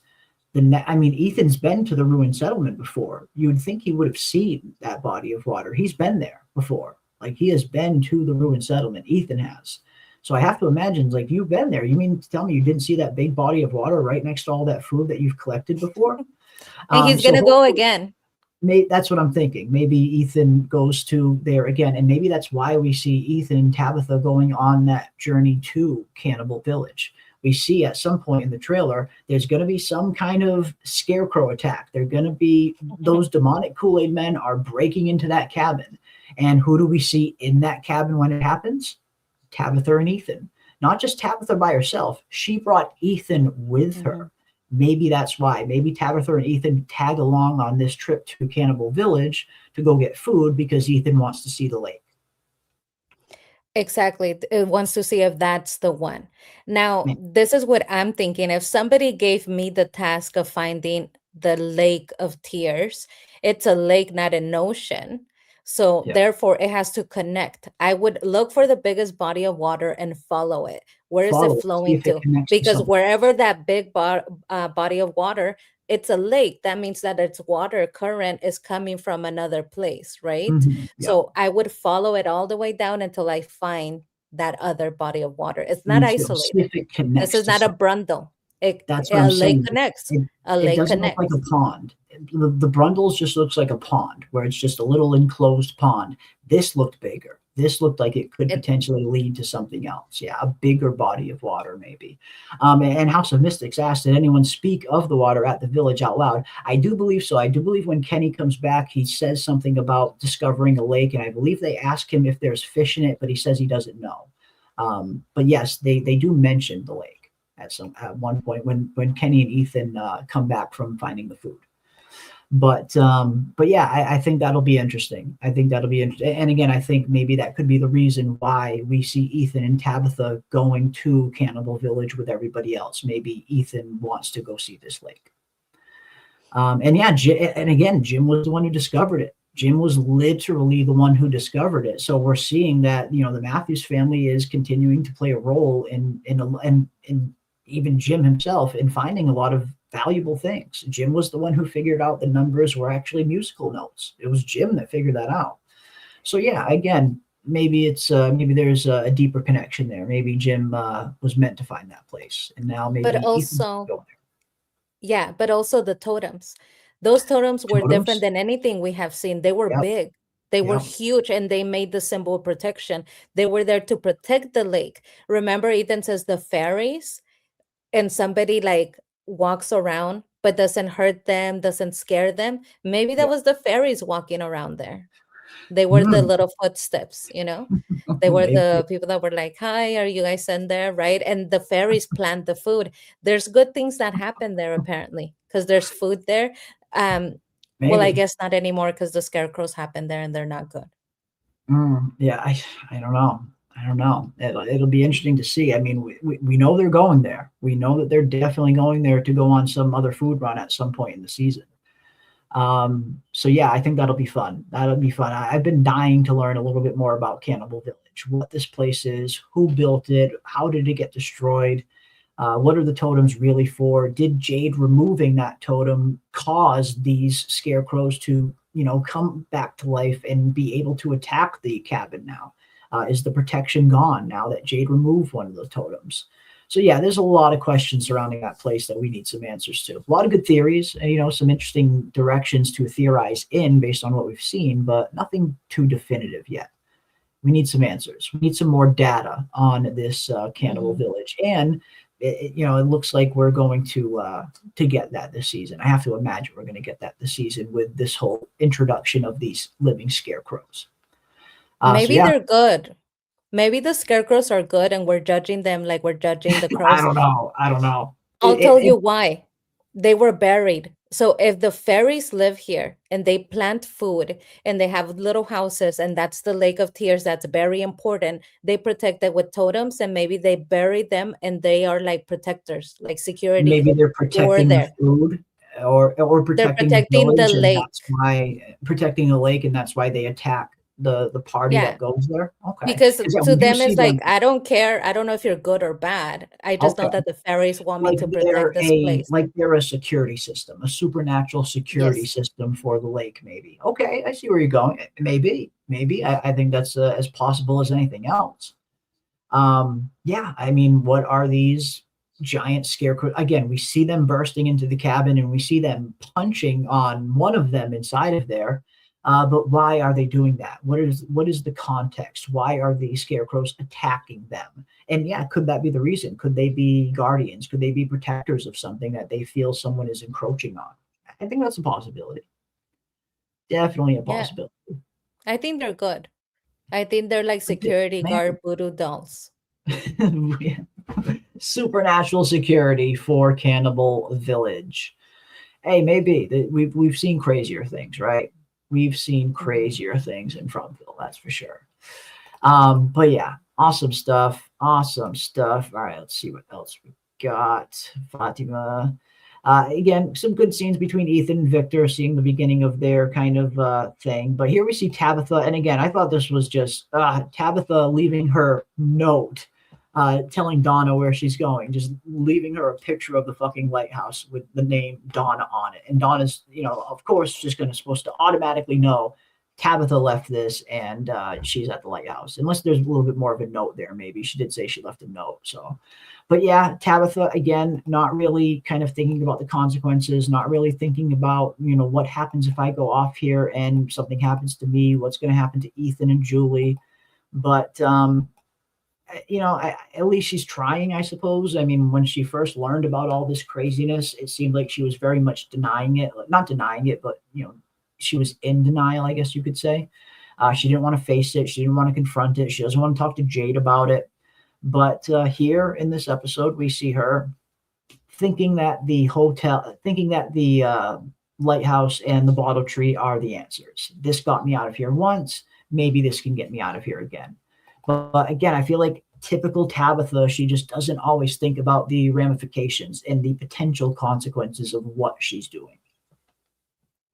Exactly. And, she's going through a lot. Yeah. Like we said, Tabitha is on one right now. As soon as you see that boy in white, instead of, why do you look so big? Why are you hella big, And why are you hella big? Why are you still wearing short? Why is her hair like this? You're asking the wrong question. The immediate thing would be, how do I get out of here? How do I save those kids? How do I save the children? Right. Last time he told you, go to the lighthouse, save the kids. Maybe this time he'll say, something else. Ask him, how do I save the kids? Why are you not asking him? So I know that the scene did not end. So we are hopefully, I'm really hoping that the next episode, we're going to have an actual conversation where he tells them something. Because the way that he's behaving, I'm not a fan of, you know what I mean? And also the way that she is approaching him is like, you have seconds with this freaking ghost of a child, the boy in white. Ask him, hey, where do I go? Like, tell me quickly. You know what I mean? Yeah. I mean, she's asking all the wrong questions. The boy in white, straight up, you're asking the wrong questions, and she is, like you said. Her first two questions should have been, how do I save the children, and how do I get us out of here? Those should have been the only questions she's asking, but she's not. Again, it's it's a bit of a missed opportunity, I guess you could say. Merrily asks, when were fairies introduced into the Fromville lore? Right at the very beginning, season 1, episode 1. When we see Ethan and Julie telling that story, the finger puppet story. The story ends with the secret fairies coming to bring Norman to the Lake of Tears to bring him back to life. So at the very, very beginning of the series, if you go back and watch season 1, episode 1, and you listen to the story that Julie tells Ethan, that's where the fairies come into the kind of Fromville lore, I guess you could say. The secret fairies arrive from the Lake of Tears to take Norman to the Lake of Tears to save him, essentially.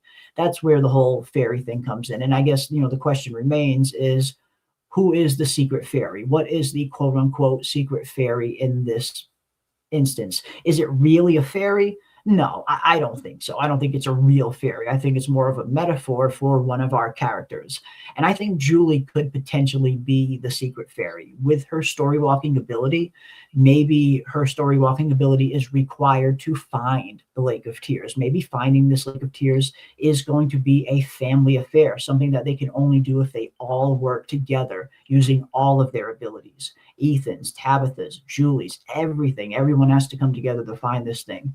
Maybe it's going to be something along those lines, but that's kind of where the fairies came into the Fromville lore. And again, I don't think it's real fairies. I think it's just a metaphor for whatever character that the fairies are going to play. What is our interpretation of the fairies? And again, I think it could be Julie. I think Julie could be the secret fairies with her story walking capabilities, maybe. But again, there's a lot of other really good theories out there in terms of what people think the fairies are, who people think Norman is, all that stuff. But yeah, I don't know.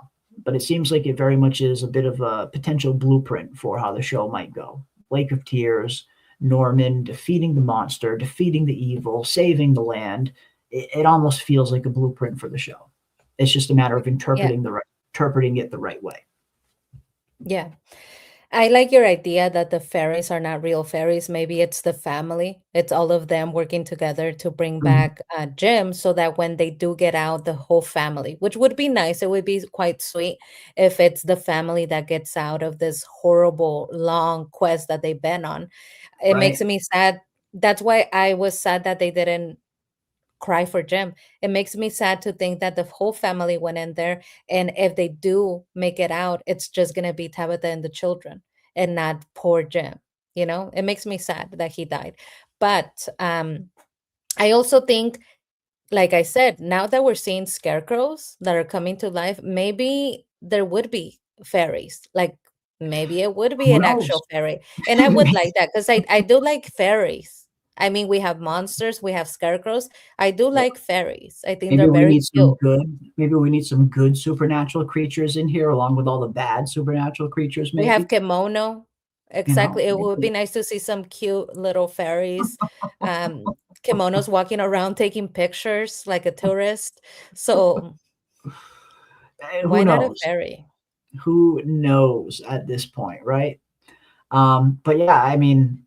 But yeah, long story short, that's pretty much where the fairies kind of come into the Fromville lore. But yeah, again, they could be real fairies. I'm hoping that they're going to be metaphors for one of our characters. But again, this season is heading into territory that I thought maybe the show never would really head into in terms of some of the more fantastical, dark fantasy elements we're seeing on the show in season 4 and in some of the trailers, like these scarecrows. Like that's straight out of dark fantasy right there.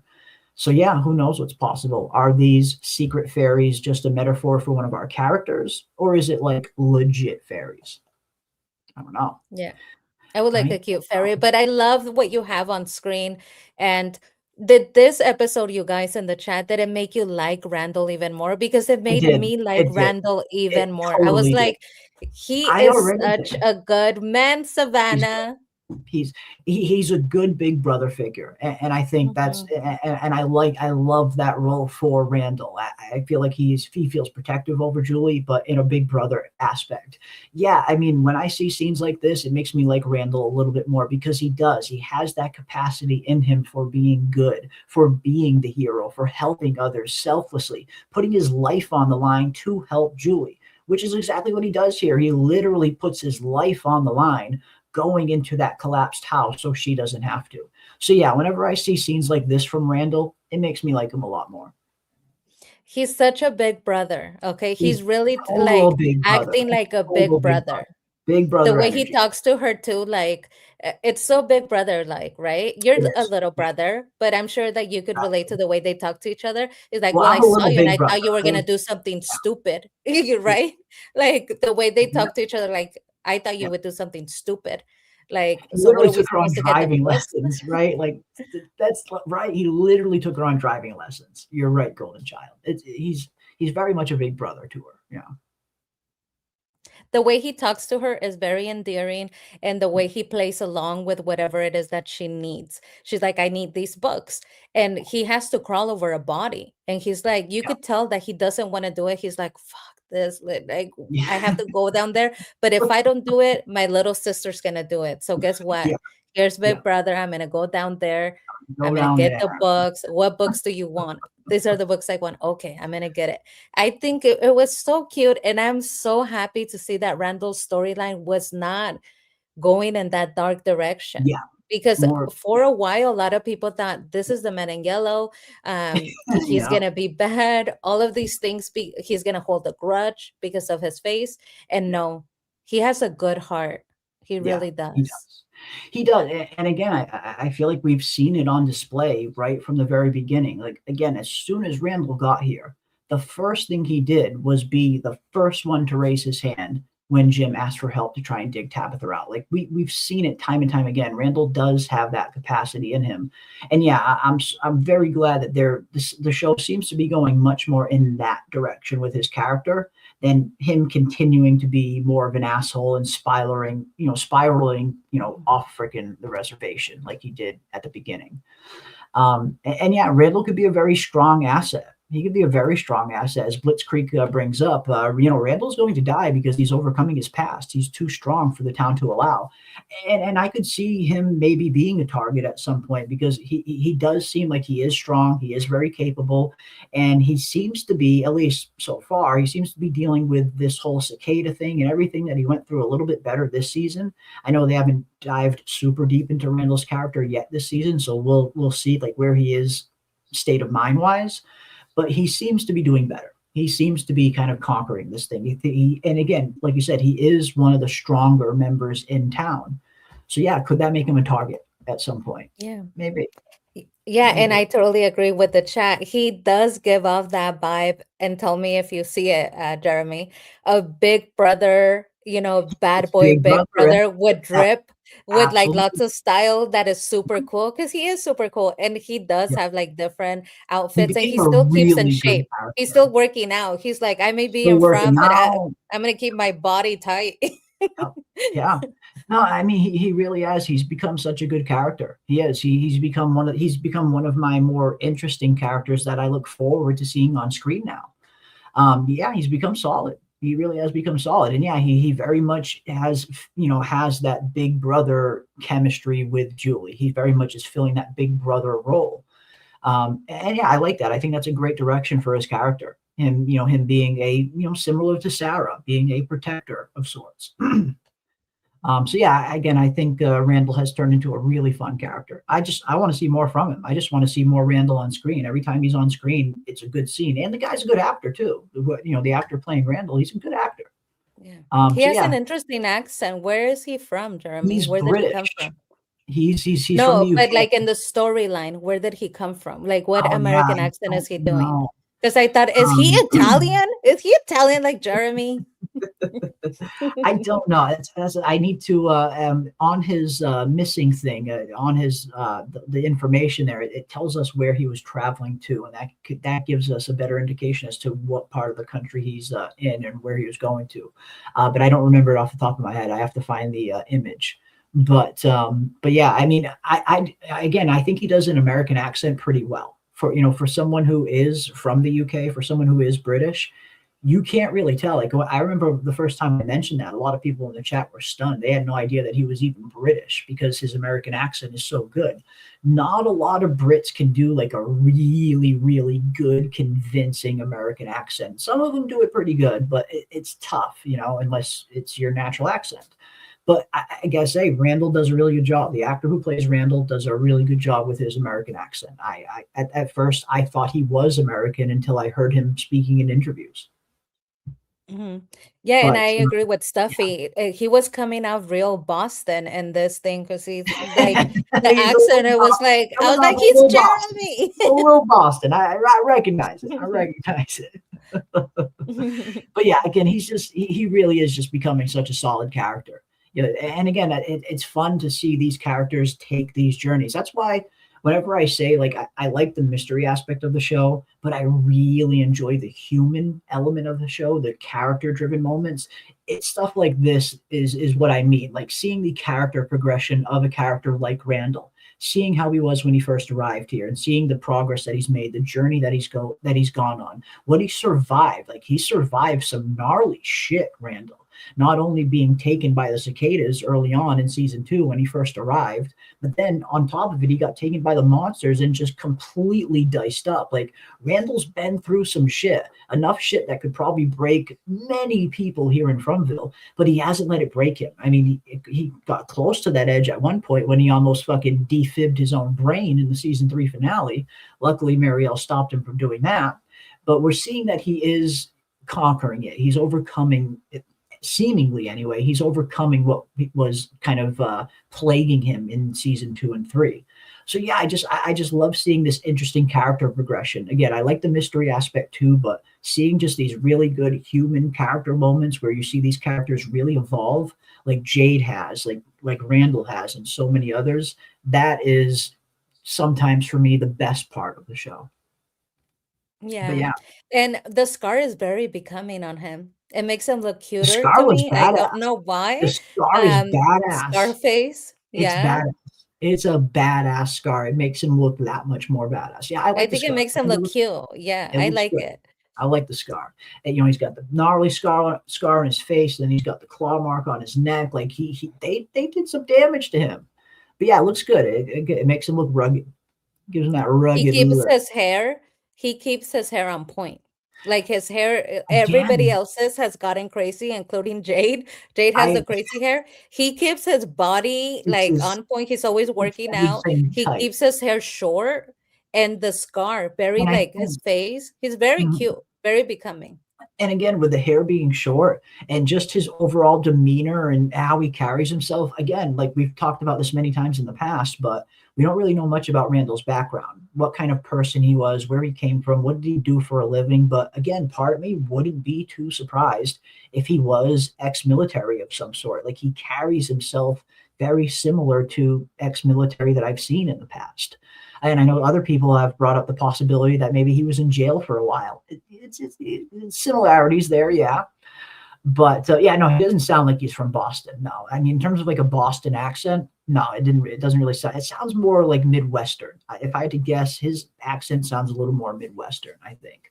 But no, he doesn't sound like Boston, like he's from here in Boston, like we are. No way. He's not parking the car in Harvard Yard.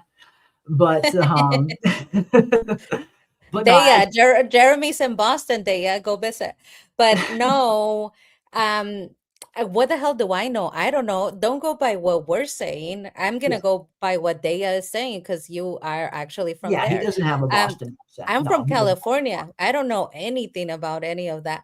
But he just was really cool. He was giving super cool in this episode. So No, I like the character. Again, I think he's become such a fun character, such a fun, solid character to see on screen. And I think we'll continue to see this go in the future. Like, Julie is clearly going to continue to, mess around with her story walking. She's going to continue to experiment. Randall's not going to be able to stop her. But the least he can do is go along with her to try and keep her safe. So I like this. I like this team up. I think Randall and Julie are a good team. I think they can find out some really good answers together. And they just work well together. I think they complement each other's characters, I guess you could say. But yeah, he does seem like he has some kind of background of maybe military school. I know a lot of people think he might have been in jail or something. He just carries himself, similar to that in some ways, So I wouldn't be surprised if he had some kind of background like that. But then again, we might not ever know. That is one thing that John Griffin did talk a little bit about, that they're not going to have a whole lot of time to really go into these characters' backstories and let us know, who they were before they got here. Like, they did kind of hint at that they weren't going to be diving into who these people were in the real world. Their story here is what matters. But again, you always like learning backgrounds on people, because I feel like once you learn a character's background, it makes you more accurately kind of guess and predict what that person is going to do. What kind of person is this? What are they going to do if you put them in this situation? If you put them in that situation, how would this person handle that? Because everybody handles things differently. But once you figure out like who a character is, you learn their motives, what makes them tick. I feel like that is very vital to understanding a character fundamentally, is knowing their motives and where they came from. So I do wish that they would have dived a little bit deeper into where these characters came from, but it looks like we're not going to get a lot of that. Yeah, yeah, and I'm so sorry to go on a different direction, Jeremy, but there's a great comment in the chat No, about Elgin. Okay, no, let's dive into Elgin. Well, you made, like you made a great argument for how a character is built, right? And even though we don't get a lot of their background, we get to see them while they're there, right? And we get to assume. I feel the same. They call him this person doesn't like that they call him Smelgen. I kind of feel bad for him too. I felt bad when they kept calling him Smelgen until he started kidnapping Fatima. Then I was like, fuck him, he's Smelgen. But now, yeah, but I didn't like it. I felt bad about them like calling him like that. Like that poor kid, he's just a kid. I really would like him to get no clothes to kind of, take care of himself. Randall also had scarring, and he took good care of himself. He's got to change. So he needs to change the threads. Elgin, there's a reason why people are calling him Smelgen Elgin. He's been in those same clothes since he arrived. So I get it. I get it, guys. He needs to change. He needs to change the threads. Needs to change those threads. I don't like to call him like that because it feels like we're bullying him, and he's just a kid. And I think something bad must have happened, because when he went into the bath, he wouldn't take off his clothes. He was like with full clothes in the bath. He felt very unsafe. So I don't like to bully or make fun of someone who might have an issue. So I always felt bad that they call him that. Elgin. Hey, the fandom comes up with some really funny nicknames. I sometimes you just can't help but to laugh a little bit. But yeah, hopefully Elgin will not be Smelgen for too much longer. He's still wearing that shirt though. He's still got that shirt on. He's got to change. But no, I like, and again, I think this is, I like this as well, Britt's Creek. And this is why, again, I tend to like the military aspect for Randall as a backstory a lot more than him being in jail. Because yeah, like you said, I mean, we're seeing him walking around with a hunting rifle and presumably legally. I mean, we don't know for sure, but yeah, he's certainly not walking around with a legal rifle if he has just gotten out of jail. That's for sure. But again, I just liked that backstory for him. I think it would fit for his demeanor, him being some kind of ex-military, maybe. I just think it would fit his personality. But who knows? Yeah, they're all stanking, no soap. I mean, even if there's no soap, you could, at the very least, you can take a hot shower, which is better than nothing. Like, it's better than nothing. Like, even if you do run out of soap and run out of shampoo and everything, you can at least take a nice hot shower. It's better than just stanking up the place. I don't know. I'm with Sophia. Sophia may be a monster, an entity in yellow, but even she was like, when she was offered colony house, she was like, there's a lot of people there. Like, no, hell no, I'm not going into that house. Even a entity knew I don't want to be around all of that. And then they did free love, and there is, Yeah. it's like, I don't know. I would not touch anything in that house. I I would would no, not. no way. I would not touch No. anything in that house. I definitely wouldn't be sharing clothes. No, I'm not Yeah, gonna do no. the laundry. You know how they had to do the laundry for everybody? No, fuck that. I Fatima, ain't touching nobody's Fatima laundry. and Julie. Not without a Mm-mm. hazmat suit. No, no way. No fucking way. I ain't touching nothing in here without a fucking hazmat suit on. Yeah, no, I would. There's no way I would live in Colony House if I was there. No way I would choose to live in Colony House. Give me Would the you go town. party there? Maybe a little bit once in a while, but I would never live there. No way. No way. I don't even think I could party there because I I would don't just know. be Yeah, like too I don't know. like, what are Yeah, they am I going to be doing? like Like, too like shit? I don't want to touch anything around me type thing. Maybe. I don't know. But yeah, if you're going to face supernatural evil monsters, best to do it in a fresh hoodie and boxers. Yeah, you need some fresh stuff. Some fresh stuff for sure. And we know there's plenty of clothes there. That's one thing. There is plenty of clothes in Fromville. That's one thing we do know they have plenty of. But yeah, good stuff. But yeah, Randall and Julie, again, we saw the beginning of this, but we didn't exactly get to see where it's going to go. So I imagine in episode 4, we're going to see Julie continuing to experiment with her story walking ability and Randall continuing to be the one to pull her out. So yeah, we'll see them continuing, it looks like, in episode 4. Julie trying to get a handle on this story walking ability and what it can really do. Then, of course, we got back to Boyd and Fatima. Boyd and Aosta, which we touched a little bit about this earlier at the beginning of the stream already, in terms of Boyd and Fatima having Boyd and Aosta, having a very interesting moment in this episode and a very interesting kind of story arc in terms of like where it started and where it ended. And with Boyd kind of coming out with kind of admitting that Aosta reminds him of his wife. And maybe he sees in Aosta a chance to save someone that was going through the same thing his wife was. I might not have been able to save Abby, but I can potentially save this person who's going through the same thing that Abby went through. So again, I thought we got some interesting, progression there between Boyd and Aosta. But again, it's going to be interesting to see, is that going to be an olive branch that she takes? Is she going to see this as an opportunity to, have some responsibility in town? Is this going to give her the purpose and, the hope to live that she needed? Or will she regress, which we discussed earlier? But again, I think it could go either way. Yeah, and I think this was a short episode, it felt like, and I think we went through most of the episode, if not all already. I think, we went through all of it, but this is really interesting to me, and I wanted to ask you, Jeremy. So what Delphi is saying, could it be that Sophie and Yellow is setting up Sarah as a fall girl? So she's not going to, she manipulates. What about if she starts killing people and putting them in Sarah's house so that people think, oh, it was her? Like, of course it was Sarah.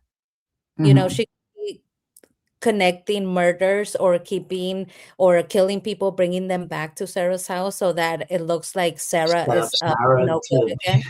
Crazy killer.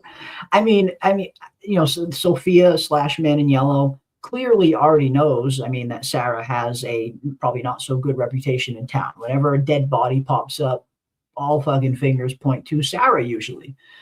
So yeah, I guess, could that be the reason why she's asking to live with Sarah? Is she ultimately going to make Sarah the fall girl? Is Sarah going to be the patsy at the end of the day?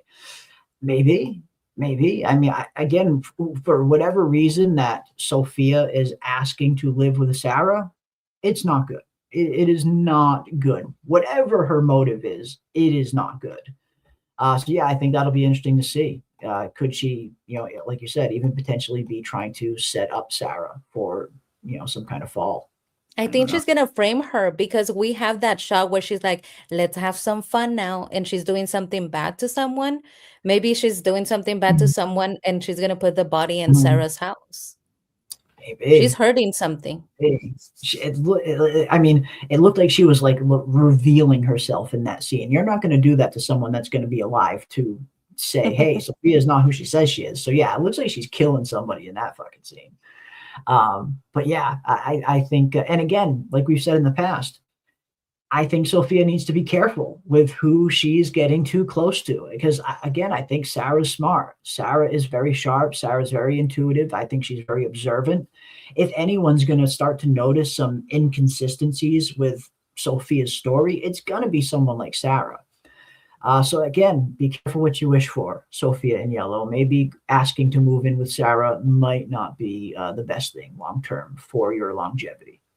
Because again, Sarah's a badass. Even Victor thinks Sarah's the scariest fucking thing here. Unfortunately, I love my Sarah. You know that I love her so much and I want to see her for as much as possible. I think Yeah, she's going to die at the hands of Sophia. She's going to sacrifice herself and good. maybe she'll uncover her, take the mask off her, reveal her, and she's going to kill her. Um, But before she does, she's going to reveal like that girl, that motherfucker right there is not real. this motherfucker Um, is not real. Yeah, maybe. Maybe. She's gonna die at the hands, and I think that that's too sad for my Sarah because she was so excited, so happy.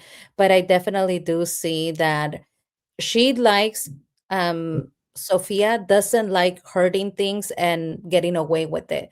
She likes it when she could manipulate people to fight amongst themselves. So if she's hurting something and Yeah, revealing herself to something, she's gonna kill it, and it's she's not killing. gonna take responsibility for that. Yeah. No, no way, no how. No, She's she's also gonna not set gonna it up like where Mhm. deflection, where the suspicion will land far from her. Yeah. Exactly. It's gonna land on my poor Sarah. Poor Now, there was Sarah. something, No. my girl, she No. was so excited. She Oh. looked like a little girl, Oh. so excited, like her face lit up. It was so cute when she thought, like, oh, I'm gonna have a roommate. Um, Talking about roommates, just very briefly, I know we went through most of the episode. I thought it was like funny, but not funny, and it shows how Victor just doesn't get it. Ethan just lost his father, Victor. Yeah. I was the whole time I was like, dude, Victor, you have no tact. Like, you Yeah, he really need doesn't to have shut that. your freaking mouth Yeah, he does. because he's gonna see Ethan for the first time, brings him back, and he's like, look, Ethan, look, it was a good thing that I threw all my stuff because my dad sleeps here. We're roommates now. My dad sleeps right next to me. It's like, dude, you're showing off your dad and how he sleeps right next to you to a kid that just lost his dad and is burying him. Yeah. That's not, it's like I thought, Victor, shut up. Like, stop telling him about your dad. Like that's not nice. He Yeah. look at his face. He was like, he's Yeah. like, that must be cool. Look Yeah. at his face. He was like, oh, okay. Mhm. Mhm. No, That's and I great. get Great what for you mean. you. No, and poor Victor. Like I don't like blame him at all. I guess in this scene because he just doesn't know any better. Victor, like you said, Victor just doesn't have that nuance that comes with adulthood and knowing about death and the finality of it and what it means. Like I just feel like I don't know. I guess I didn't like go through this scene blaming Victor or thinking he did anything like malicious or anything. But could he have No. chosen better words? Yeah, No, he yeah, never does maybe. anything with malice. Okay, I think No, we no, all it's agree still he's innocent. not Yeah, it's a still innocent. malicious. He's an innocent kid, like, but in From, we But have those moments that are humorous when there's no yeah, humor in the show. And that for me, that yeah, was one of the moments that okay, is humorous. Like yeah. when he says stuff that is so out of pocket that it's It's funny. so out of Because you're pocket. like, dude, Victor, like when he went over to Sarah and he's like knocking, he's like, hey, I need to get into your house. And Sarah's like, okay. Like, yeah, I had a sister, but my sister died. I didn't kill her like you killed your brother, remember? You killed your No brother. It's tact. like, No, and that's the thing with Victor. He's got no filter. He's got no filter to stop the thoughts in his mind from just coming out of his mouth. Whatever he thinks, he kind of just fucking says it.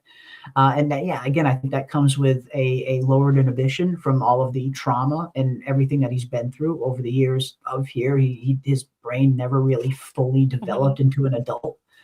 But yeah, like you said, Victor, sometimes he just says shit that's hilarious. Just So out of so pocket. out of pocket. You're right. I You're laughed so hard, and especially It's Sarah's funny. face, because everybody's understanding of him. It's not just us that are understanding. Everybody there is understanding too. They just let him go with it. Even Ethan is like, okay, okay, dude, shut up about your dad. Yeah. But the whole time I was Yeah, watching, I was like, damn, Victor, like this, you couldn't have brought that up at a crazy. worse moment, dude. Shut up about your dad. You're like showing him, look, it's Yeah. me. I've Well, I never had a didn't kill my roommate. My mom. dad, all he needed to add is like, we hold hands at night. Like, I know he's right Oh, there. fuck. All he needed to It's add was like, he reads me dude. stories at night, and it would have sent Ethan into tears, I imagine. Yeah, no, I mean, like you said, you bring up a good point. Victor, he just doesn't have the nuance for those kinds of things. I And, love and yeah, Ethan's face it here. provides for some comedy, some comedic relief, even if it's not intended to be comedic relief. Like, yeah, this scene was kind of funny. But yeah, I just love Victor. He's just so innocent, even when he says shit that's just so fucking out of pocket. It's just so funny. It's just such a good character, such a well written and well acted character. But yeah, that very much did happen. Then, of course, we saw Tabitha having the idea to go back to the faraway tree, and Henry, of course, coming with her. And again, this scene was kind of interesting because for a minute there, it looked like Tabitha was about to tell Henry the truth about who she really is and about her connection to Miranda. And then when she hears Henry say, this is the tree that cost my wife her life. You see Tabitha kind of have a second, changes her mind for whatever reason and doesn't tell him. But we see them take off, head to the faraway tree, and we talked about this a little bit earlier. The boy in white shows up and is cryptic as ever and doesn't really give us much of anything other than the potential possibility that it seems like the boy in white might not have the same level of control over the faraway trees that he might have once had in the past.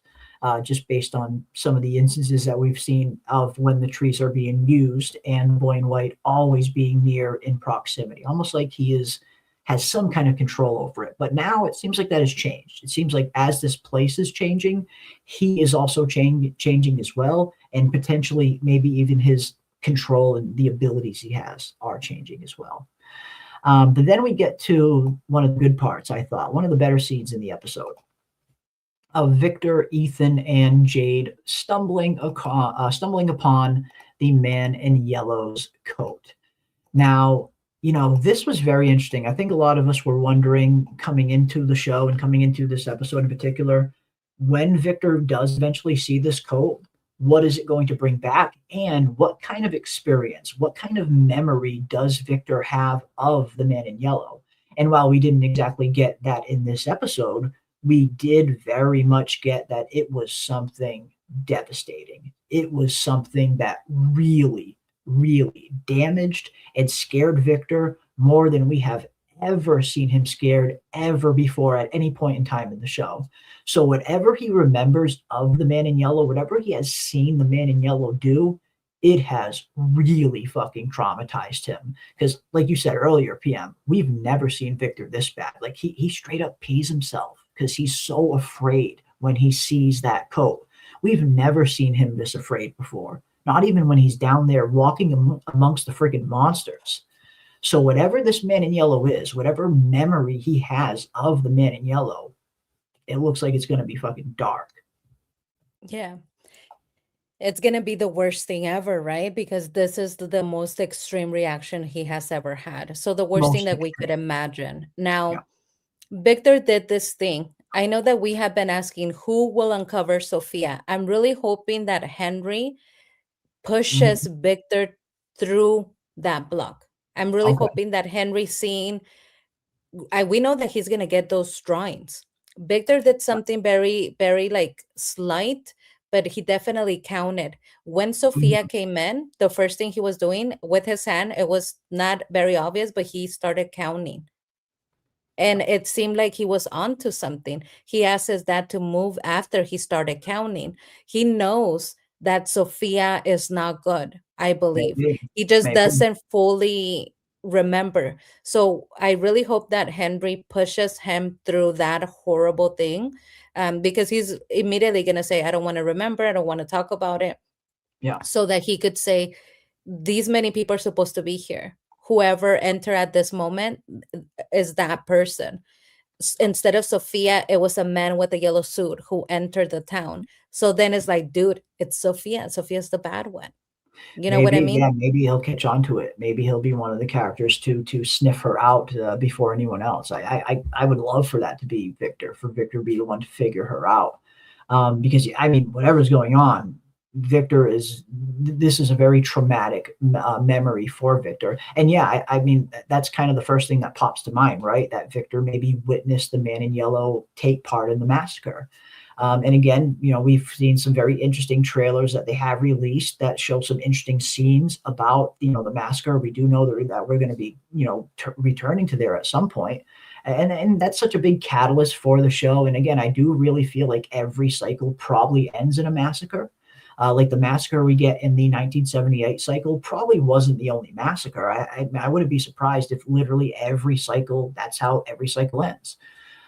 So yeah, I mean, maybe Victor saw the man in yellow had some part in the massacre, and maybe that's why it's just driving him to pure fear, because he knows what this means, seeing this coat again.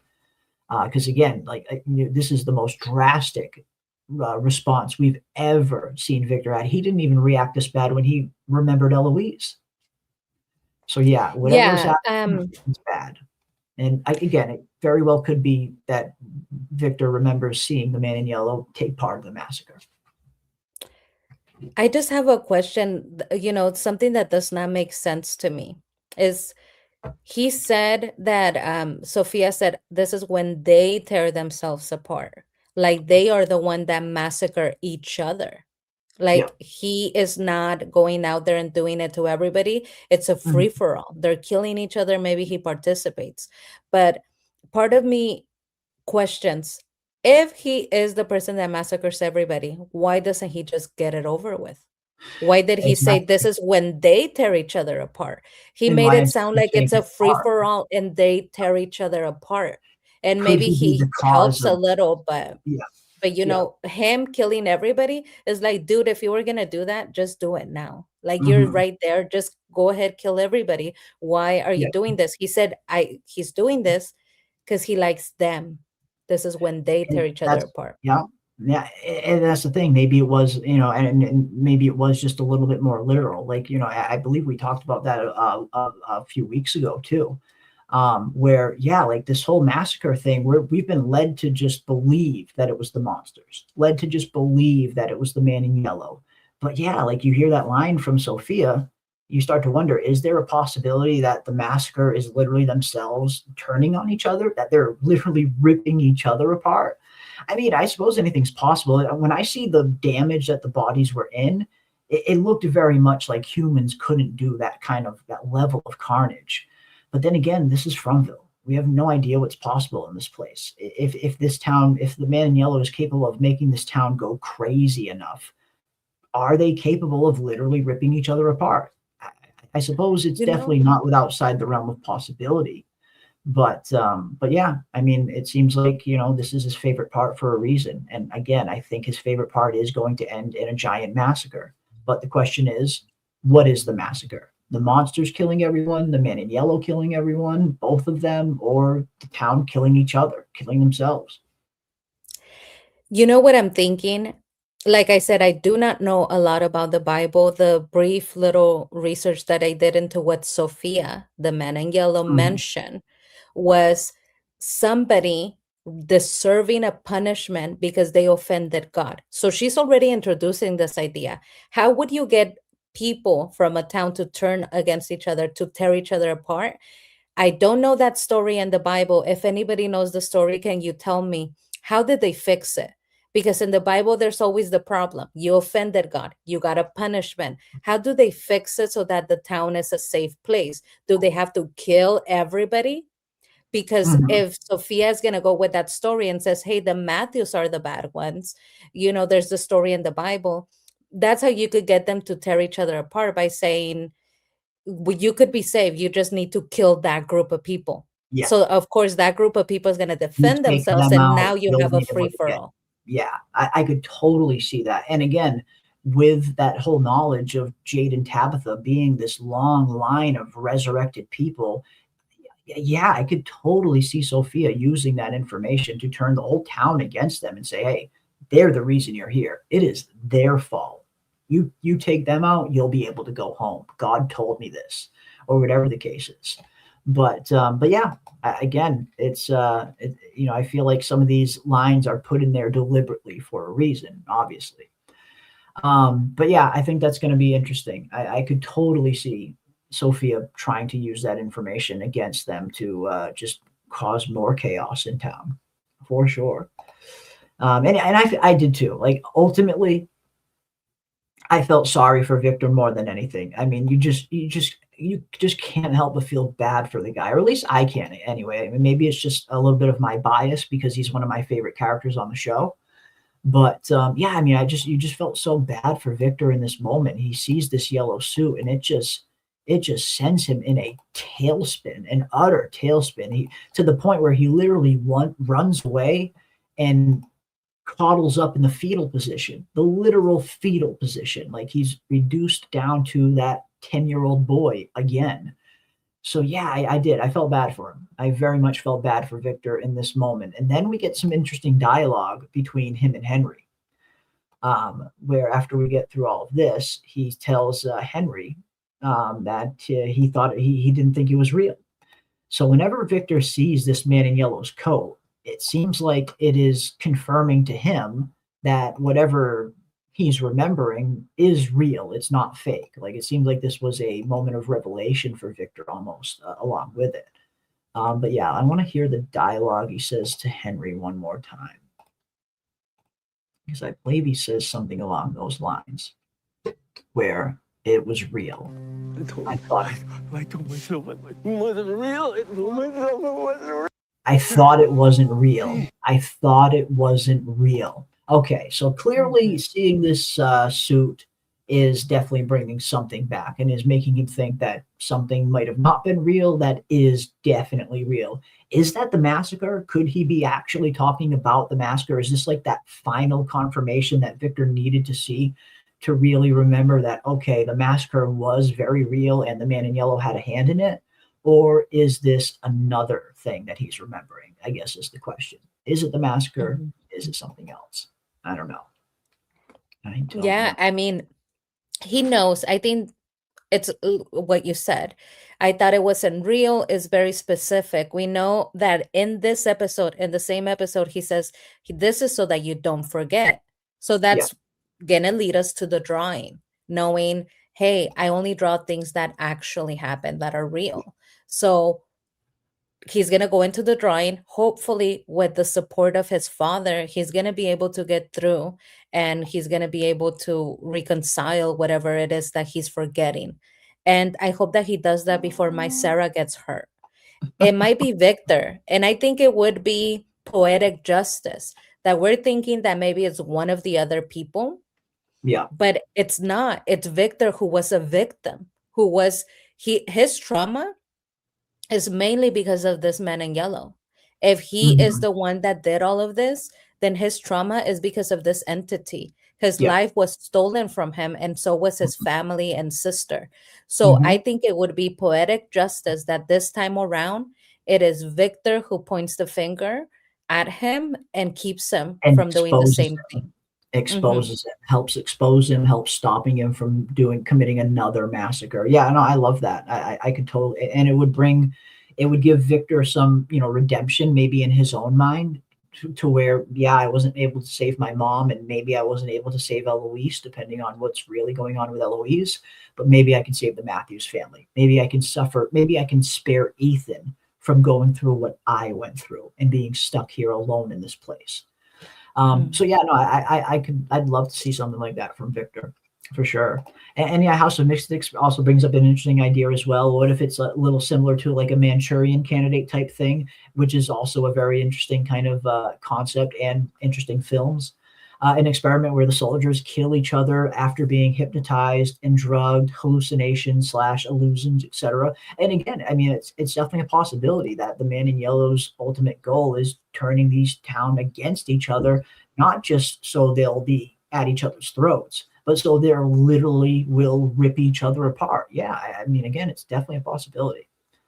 And it looks like the Man in Yellow was there, at least in some part, had something to do with the massacre. And again, I think the massacres are the endings of the cycles.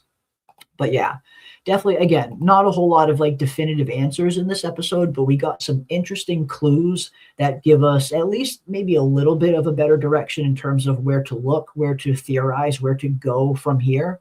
Whatever Victor is remembering, it's clearly very traumatic from him. And yeah, that could potentially mean that the Man in Yellow, that he's remembering the Man in Yellow about the massacre or something else. But either way, it is devastating.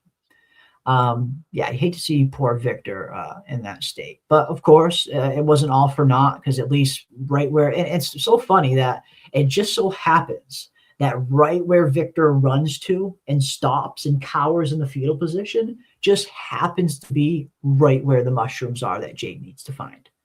Coincidence or more than a coincidence? I don't know.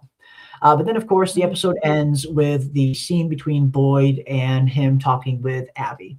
And, you know, I think this scene kind of went a lot of how we kind of thought it was going to be, with the whole arm coming up from the ground and pulling Boyd down. I think a lot of us had a feeling it was just going to be some sort of vision that Boyd was having. And it looks like that was the case. You know, after it happens, we see Boyd kind of stepping around, trying to find the hole, and there's nothing there. So it looks like it was some kind of vision from Vil fucking with Boyd like it always does. But again, it's nice to see Boyd visit Abby every once in a while and kind of, reconverse with her, try and, maybe ask her for some kind of sign. Is he heading in the right direction? Is he doing the right thing? Trying to reassure her that he's doing everything he can to get Ellis out, et cetera, et cetera. But yeah, that was pretty much it. Mm-hmm. Yeah, and I'm really liking the idea. I'm going with my theory about those mushrooms were only found because Jim, the crow that is now Jim, is helping Jade. Even though, they were friendly at the end. Of course, he didn't like that he was his wife's reincarnated partner, but I think that he wants to help. So I think it's sweet that if the crow is Jim, he was listening, like, okay, Jade wants mushrooms. Here's mushrooms, Jade. I found them for you. I think it's sweet. And I think it's a nice way of Jim helping his family from beyond. Because I just don't think that Jim would give up his family and let go of them so easily. He loved them, desperately. Yeah. If there's anyone that's going to be doing everything they possibly can from the afterlife to continue to keep their family safe, it's definitely Jim. Like, that was his whole purpose for being, which again is why I'm so suspicious of this ghost Jim when he pops up, that he didn't even once try to warn Ethan about this new danger that his family faces. Very un-Jim like. But again, interesting episode. Again, wasn't the fastest episode. I know a lot of people were having similar kind of sentiments in terms of this episode was a little bit slower than episode 1 and 2. And it was. I mean, the first 2 episodes definitely had a little bit of a faster pace to them, which again makes sense. You want to come out of the gate swinging with setting the bar pretty high. But again, every once in a while, you need episodes like this to slow things down, get some little nuggets of information, and set up some really interesting things for future episodes. And that's pretty much what we got in this episode. A nice mix of some interesting new data points, some interesting new information, but also some very heavy emphasis on setting some big things up for future episodes. And I'm looking forward to it. But overall, as we always like to do before we close things out, we like to give our score, and we want to hear from you guys as well as to your score as well. On a scale from 1 to 10, with 1 being horrible and 10 being perfect, what score would you guys give episode 3 of From? Now, I believe I gave episode 1 an 8 I believe I gave episode 2 a 7.5. And while I did enjoy some aspects of this episode, it had some really good moments. It was probably my least favorite episode of the season just so far. So for me, I'll give this one just a flat 7 out of 10. What about Flat you? 7, no bubbles, no Flat sparkle. 7, no bubbles. What about you? Where are you at? I think I'm going to give them a 7.5. The 0.5 is because I really enjoyed the idea of the crow being Jim, Uh-huh. caw, And the caw, crows being showing good, up for his essentially. own. I mean, You know, that rocked my world. Showing up for his own funeral when he stood on that grave. I mean, it couldn't be more obvious, you guys. I Jim, mean, he's famous for why doing that caw. Everybody said, oh my God, how cringy he's being one of those dads. But it came full circle. And I love when they wrap things up like that. yeah, And him being a crow and doing the same caw over the little mount of the burial. I yeah, mean, it couldn't be more clear that he's saying, you guys, it's me. And by the way, she killed me. She killed yeah. me. Help. Right. And so I like that. And it gets me excited for the next episode. I want to see this little crow Jim. What else can he do? Can he help them in any other way? Hmm. Yeah, I suppose so. And again, it'll be interesting to see, the crows in general. That was a very interesting scene. And again, especially Sophia's reaction. Sophia's reaction to seeing the crows show up at that funeral. It didn't look like she was happy. It didn't look like she was expecting those crows to show up, that she was maybe surprised or even worried about those crows. So yeah, I think it definitely, like you said, maybe it paints the crows in a little bit of a different light going forward. Maybe they're not these harbingers of doom and death that we maybe thought. Maybe there's something a little bit more to them. But yeah, overall, decent episode. Not my favorite episode by any means, but not my least favorite episode either. Again, 7 out of 10. I feel like I'm pretty good with that. But yeah, let me know what you guys are thinking as well. Where do you give this one? I gave it a 7. PM gave it a 7.5, and we got some interesting scores in the chat as well. Doc Phil gives it a 6 out of 10. We got a 5 out of 10 from House of Mystics. Officially Lace gives it a 7.5. We got Blitzkrieg with a 6.5. We got Summer Girl TV with a 6 out of 10. We got Jim Boyd Stevens with an 8. Oh, we got a 10. We do have a 10 in the chat. Awesome. Love seeing the mix of different scores. We got a 6.5 from Katrina. We got a 6 from Soul Taker. Awesome stuff. Yeah, I can't wait to see the Scarecrow. I am looking forward to seeing it.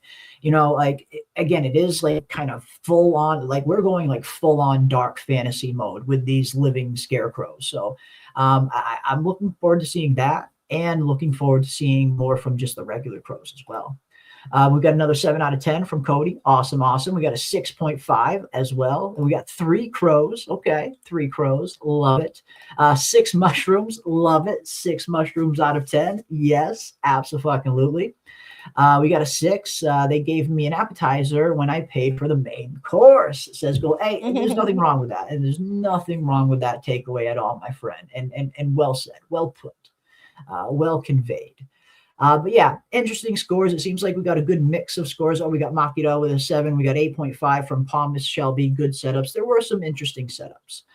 But yeah, interesting episode. It seems like we got a pretty different, varying degrees of different scores from the chat. And that's always interesting. You always like to see, a mix of people liking it and not liking it. There's nothing wrong with that. For me, again, I'm kind of in the middle. There were aspects of this episode that I did really like, and there were some that were a little bit slow. And it was essentially kind of a setup episode.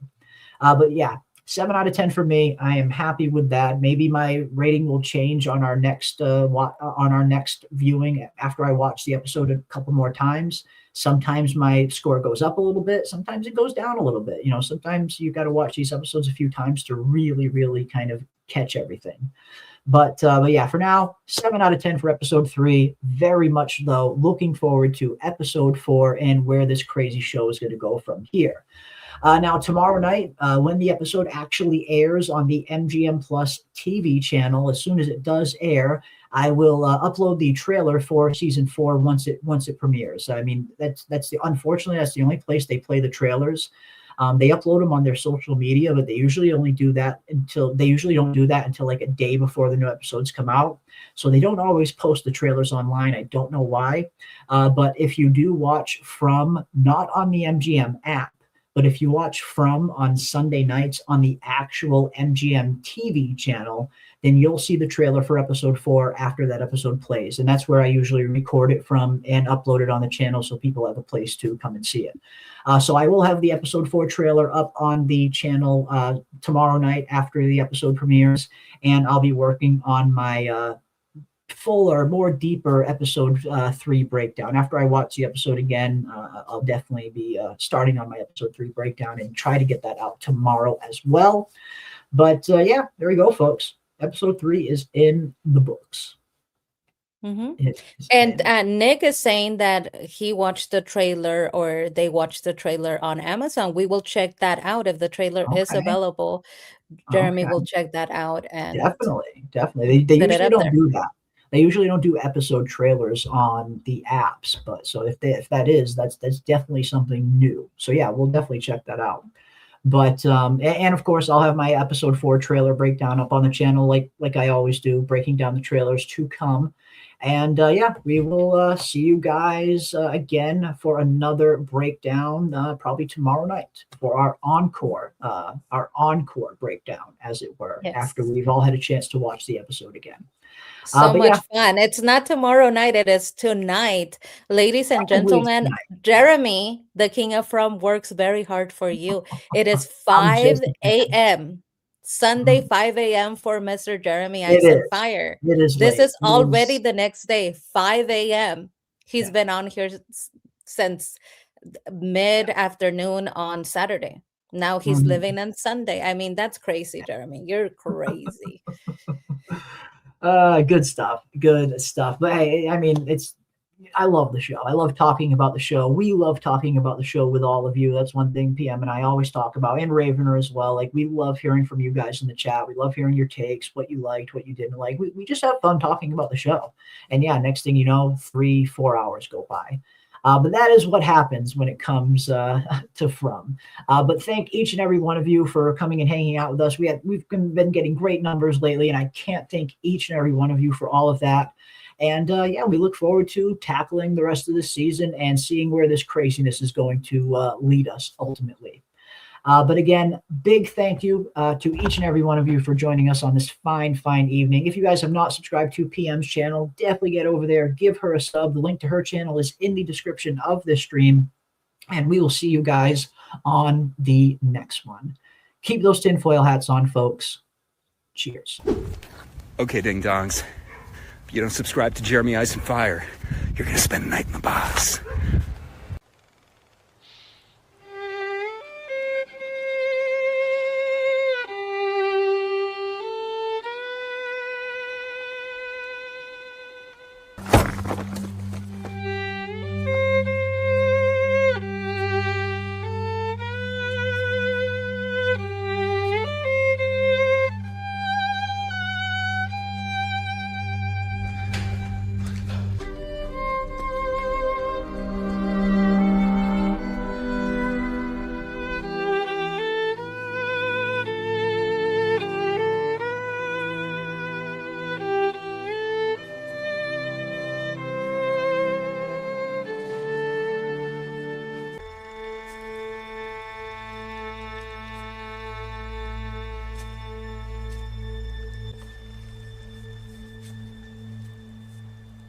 Aren't Cooey